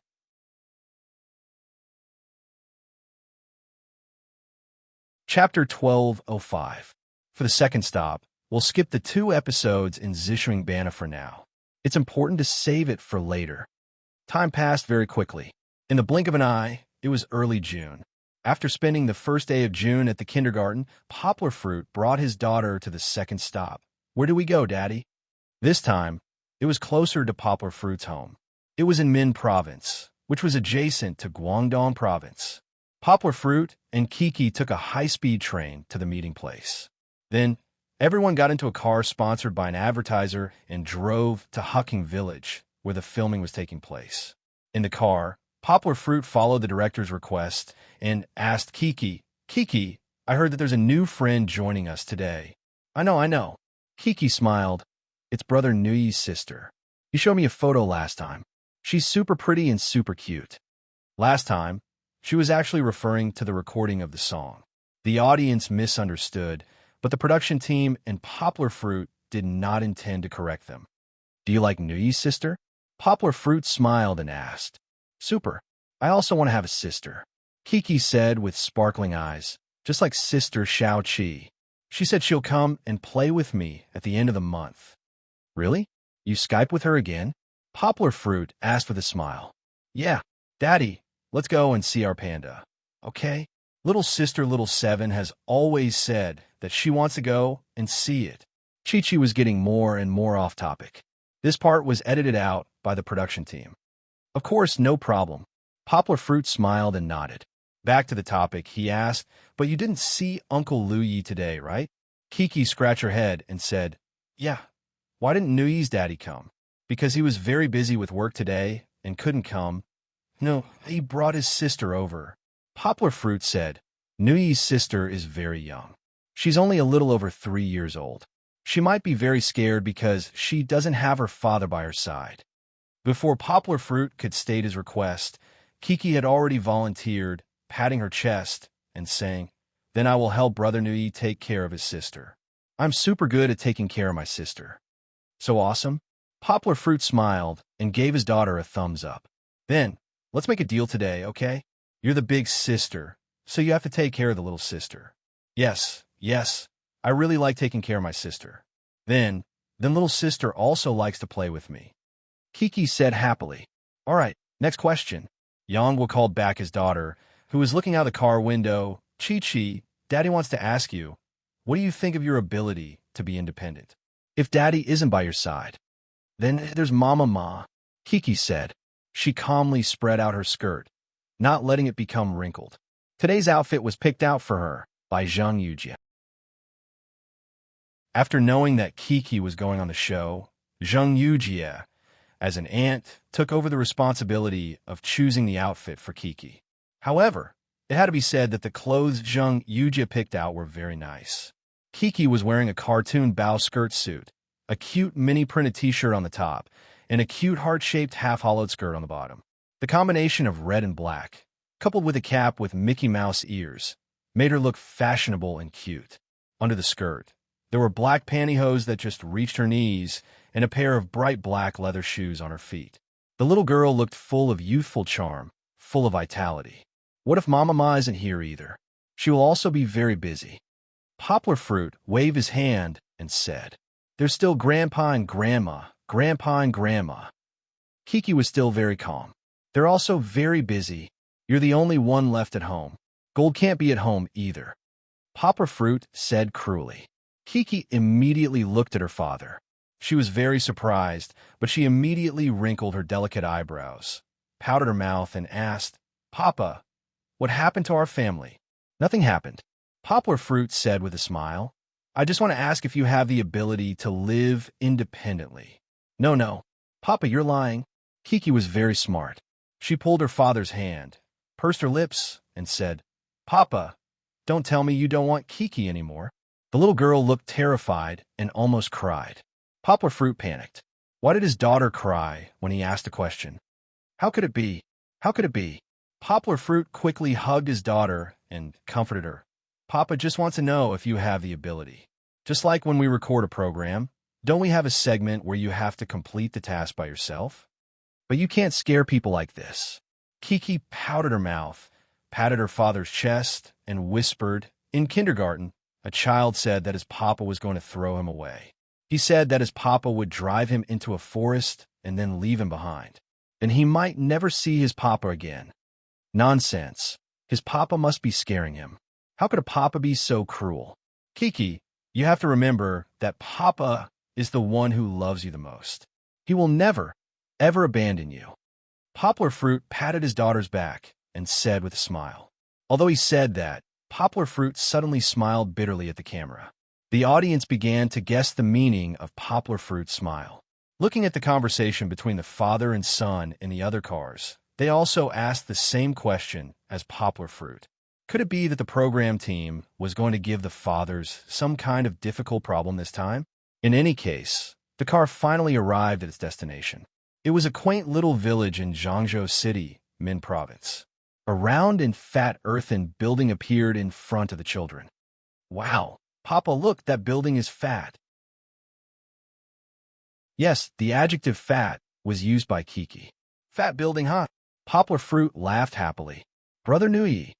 After Chi-Chi got out of the car and saw her friends, the gloominess she had in the car just now immediately disappeared. She giggled and ran over to them with her little leather shoes. Hey, you're not waiting for Papa? Poplar Fruit was still taking his and Kiki's luggage from the car. In the end, Kiki had already forgotten about her father. In her eyes, there were only old friends and new friends. Kiki hugged Nui, then bent down and put her hands on her knees. She blinked her big eyes and looked at the little girl with curly hair, fair skin, and exotic charm in front of her. However, the little beauty was very shy. She didn't even dare to make eye contact with Chi-Chi. Chi-Chi looked at her for a while, and then timidly hid behind her brother. Brother Nui, you haven't told me your sister's name. Kiki could only look at Nui for help and said, I want to be good friends with your sister too. Chapter 1206. Kiki, if you want to know someone's name, you have to introduce yourself first. Poplar Fruit said with a smile as he carried his luggage. Kiki suddenly understood.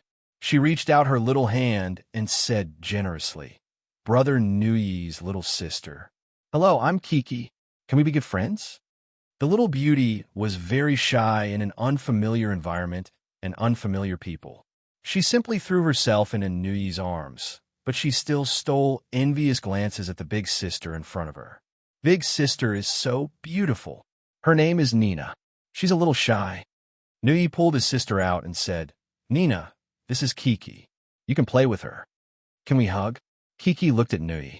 Now that Nui's father wasn't around, everything depended on Nui. Sure. Under Nui's arrangement, Kiki happily hugged Nina. Nina, I want to give you my hat. Do you like it? Kiki suddenly did something that surprised even Poplar Fruit. She actually took off her favorite Mickey Mouse hat and put on Nina. Nina was confused for a moment. Then her eyes lit up with a smile. She touched the cute hat on her head, raised her head, and looked at Kiki. She happily whispered, I like it. Nina's voice was so soft that only Kiki, who was in front of her, could hear it. However, Poplar Fruit, who was watching from the side, could feel that the wariness between Nina and Kiki had been lowered. Little sister, my name is Dejun. Let's be good friends, okay? Dejun, who was wearing a shiny yellow waterproof jacket and a pair of sunglasses, jumped out of the car and went straight to the new little sister. However, he didn't realize that his hairstyle and sunglasses made him look like a bandit leader who had jumped out of the mountains. Fortunately, Nina was holding her brother's hand with one hand and her sister Kiki, whom she had just met, in the other. She wasn't very afraid. No, he didn't think much of it. He liked June's enthusiasm, so he let his sister hug him. Soon, every child greeted Nina, including Kong Kong, who was the first to get out of the car. However, the cold and aloof President Kong had never liked to hang out with a large group of people. Therefore, he held onto his luggage and rolled towards the village head with the help of the rollers. Papa, Nina is super pretty and super cute. Come, let me introduce her to you. Kiki was very happy to have made a new friend. She ran back and dragged Poplar Fruit to Nina's side. She happily introduced him. Nina, this is my papa. He's very awesome. Poplar Fruit squatted down with a smile. He looked at Nina, who was a little shy and fearful because she was an adult. The little beauty was different from her brother. Nua, he was more like his father, but Nina was more like her mother. She was like a foreign little beauty. Nui, does your sister speak Mandarin or French? Poplar Fruit asked with a smile. Mandarin. Kiki rushed to answer. Wasn't Nina speaking Mandarin just now? She can speak Mandarin and French. Nui waved his hand and said, but my French is not very good. Kel_Jolie_petite_fille. What a pretty little girl. Poplar Fruit suddenly said a string of very authentic French. Of course, among those present, only Kiki and Nina could understand it. Nui also understood it, because Poplar Fruit spoke very slowly. Oh, Uncle Yang, Kiki, your father can speak French. Nui waved his little hand and said excitedly, My papa is super awesome. Chi-Chi raised her head proudly and added in her mind, That's right, that's right. I told you a long time ago. Seeing Nina suddenly staring at him, he was a little surprised. Yang Gua smiled faintly and continued, Citizen underscore pals. What's your name? Okay, I won't use French from now on. I'll directly use the Chinese translation to replace the dialogue. My name is Nina. Nina looked at Poplar Fruit's handsome face, lowered her head shyly, and said softly in French. She actually started to talk to Poplar Fruit. Perhaps the fact that she spoke French made her feel that Poplar Fruit was quite close to her. Oh, Nina, your name is very nice, Poplar Fruit said with a smile. Suddenly, his expression changed, and he shouted, Wait, your ear is here. Poplar Fruit suddenly reached out his right hand and gently touched Nina's ear. Of course, he also touched her curly hair. But when he opened his right hand again, a coin suddenly appeared at Poplar Fruit's fingertips. That's right, Poplar Fruit was performing magic. At home, when he heard that Lu Yi wasn't coming and that a little girl was coming, Poplar Fruit thought that he should learn a few magic tricks so that he could make the children happy during the recording of the show. For him, learning magic was a very simple matter because he had nimble hands and sensitive nerves. The children screamed, including Kiki. They were all shocked by Poplar Fruit's sudden magic trick, and then they were super happy.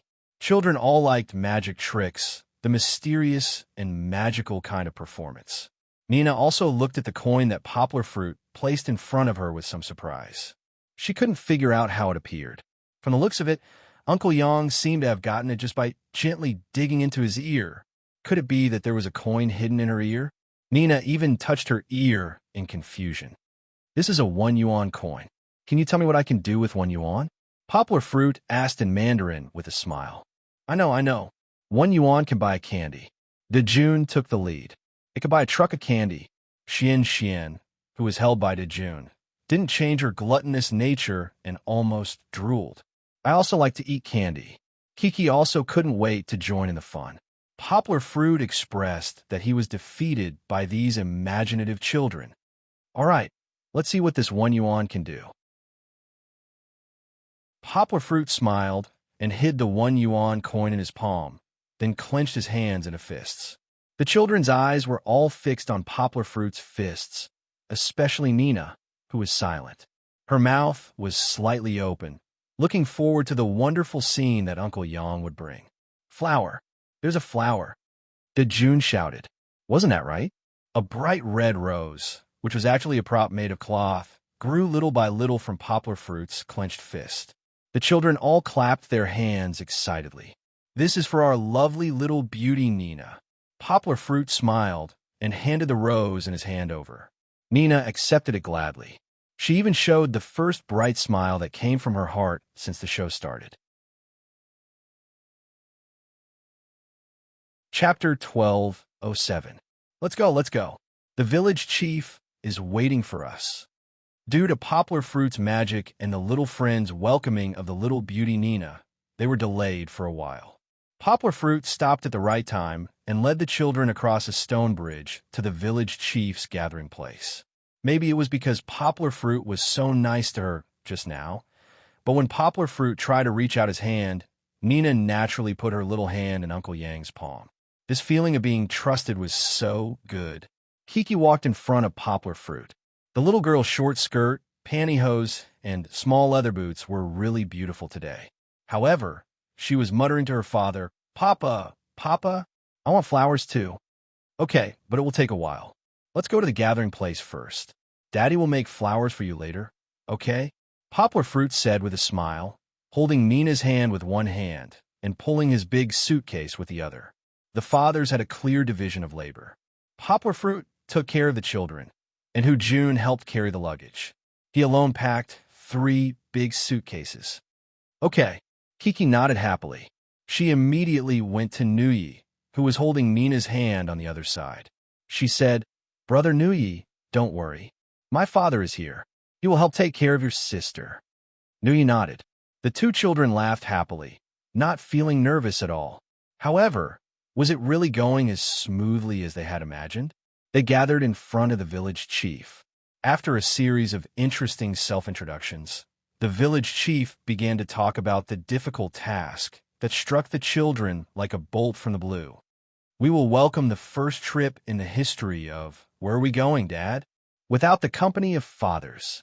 The village chief revealed the cruel truth without any warning. In fact, it was not without a warning. The question that the fathers asked in the car just now was a warning. Therefore, after the village chief began to speak, Poplar Fruit saw that Kiki was a little confused. He was secretly worried. However, the first one to explode with emotions was Xian, who had been answering questions in the car. At that time, he replied, "When I heard this question, I was very touched, so touched that I wanted to drink Mimi." His answer was adorable. However, when he knew that he really had to leave his father and start a journey alone, Xian was the first to feel sad. He turned around and hugged his father, sobbing, "Dad, I don't want to leave you. It's okay. Be brave." Zhou Shimin was caught off guard and quickly comforted her. Poplar Fruit saw that his daughter's mood was starting to be affected. He quickly put a hand on his daughter's shoulder and said softly, Kiki, what did you say to Dad in the car? You're the elder sister now. You need to stand up and take care of your younger brother and sister, right? Who knows?" When she heard that Nuyi's father did not come, she felt relieved because she had her father with her. However, who knew that her father would also leave her side now? Kiki felt a little wronged, but she still nodded. The responsibility was still on her mind. Chi-Chi suppressed the tumbling emotions in her heart, walked over, took Nina's hand, and said, "Nina, don't be afraid. I'll take care of you." However, she had found the wrong person. Nina looked at Kiki in confusion. She was probably thinking, what difference does this change make to me? Yes, her father did not come at all. That was why the village chief said that the journey without her father would not change much for her. She was originally going to travel alone with her brother. Kiki, go and comfort brother Xian. Poplar Fruit did not know whether to laugh or cry as he reminded his daughter. Kiki turned around. She was bursting with responsibility at this moment. "Dad, I don't want you to go." No matter how Zhou Shimin comforted him, Xian hugged his father's neck and cried bitterly. "Xian, don't cry. Your papa is not here, but elder sister and other brothers will protect you." Kiki walked to Zhou Shimin's uncle. She faced Xian, whose face was wrinkled from crying, and reached out her white and tender hand to wipe Xian's tears. "Yes, Xian, don't cry. You'll become ugly if you cry in front of your sister." Zhou Shimin smiled and helped his son up. He let him sit on the suitcase and then took out a tissue to wipe his tears. Actually, Xuan's cries had stopped abruptly the moment Chi wiped away his tears. All that was left was the sobbing of habit. He pouted his lips, not wanting to embarrass himself in front of his sister. "Xian, don't cry. You see, I'm not crying." Dajuan, a professional troublemaker, jumped out and shouted. He turned around and walked to the other side. "Xian, hold hands." Kiki showed the demeanor of an elder sister. She reached out and held Xian's hand. Then she said, "Let's complete the task together. Even if father is not here, your sister will be by your side." Poplar Fruit looked at his daughter's performance and was a little surprised. When he first received the task description, Poplar Fruit thought that his daughter would be sad and cry. He thought that she would need to be comforted for a while before she would stop crying. He did not expect her to be so sensible. Not only did she not feel sad, but she also comforted her brother. "Yes, show me okay?" Zhou Shimin smiled and stroked his son's head. Xian held Kiki's hand as if his whole body was full of strength. Xian raised his tear-stained face and said firmly and powerfully, "Okay, I want to protect my sister." She had completely ignored the phrase, "show off to daddy." He was the type who did not want his father when he had his sister. You should protect yourself first. You still need to protect your sister. Zhou Shimin said with anger and amusement. On the other side, Dajuan sat on the box and said happily, "Finally, I can be with the children. That's great. He really could not wait to get rid of his father. The village chief smiled and asked, "But father won't be with you. Aren't you sad?" "Oh, what's there to be sad about?" Xian said naively. "You'll see it when you choose a house." This was also Kiki's initial thought. Of course, she thought more about it. At worst, her father might come back later. Father is leaving, and he won't come back. The village chief said the truth even more cruelly. Suddenly, including Dajuan, the other children were a little confused. "Where are you going?" Dajuan asked. "Father is leaving. I can't see father." Lin Yongjian was a little unhappy that his son did not care about him. At this moment, he could not help but say, "You can play here by yourself."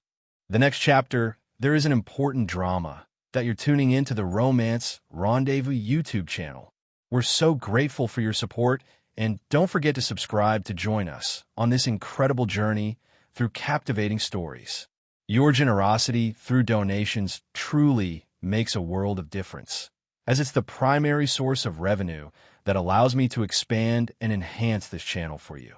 Thank you from the bottom of my heart for being a part of this adventure.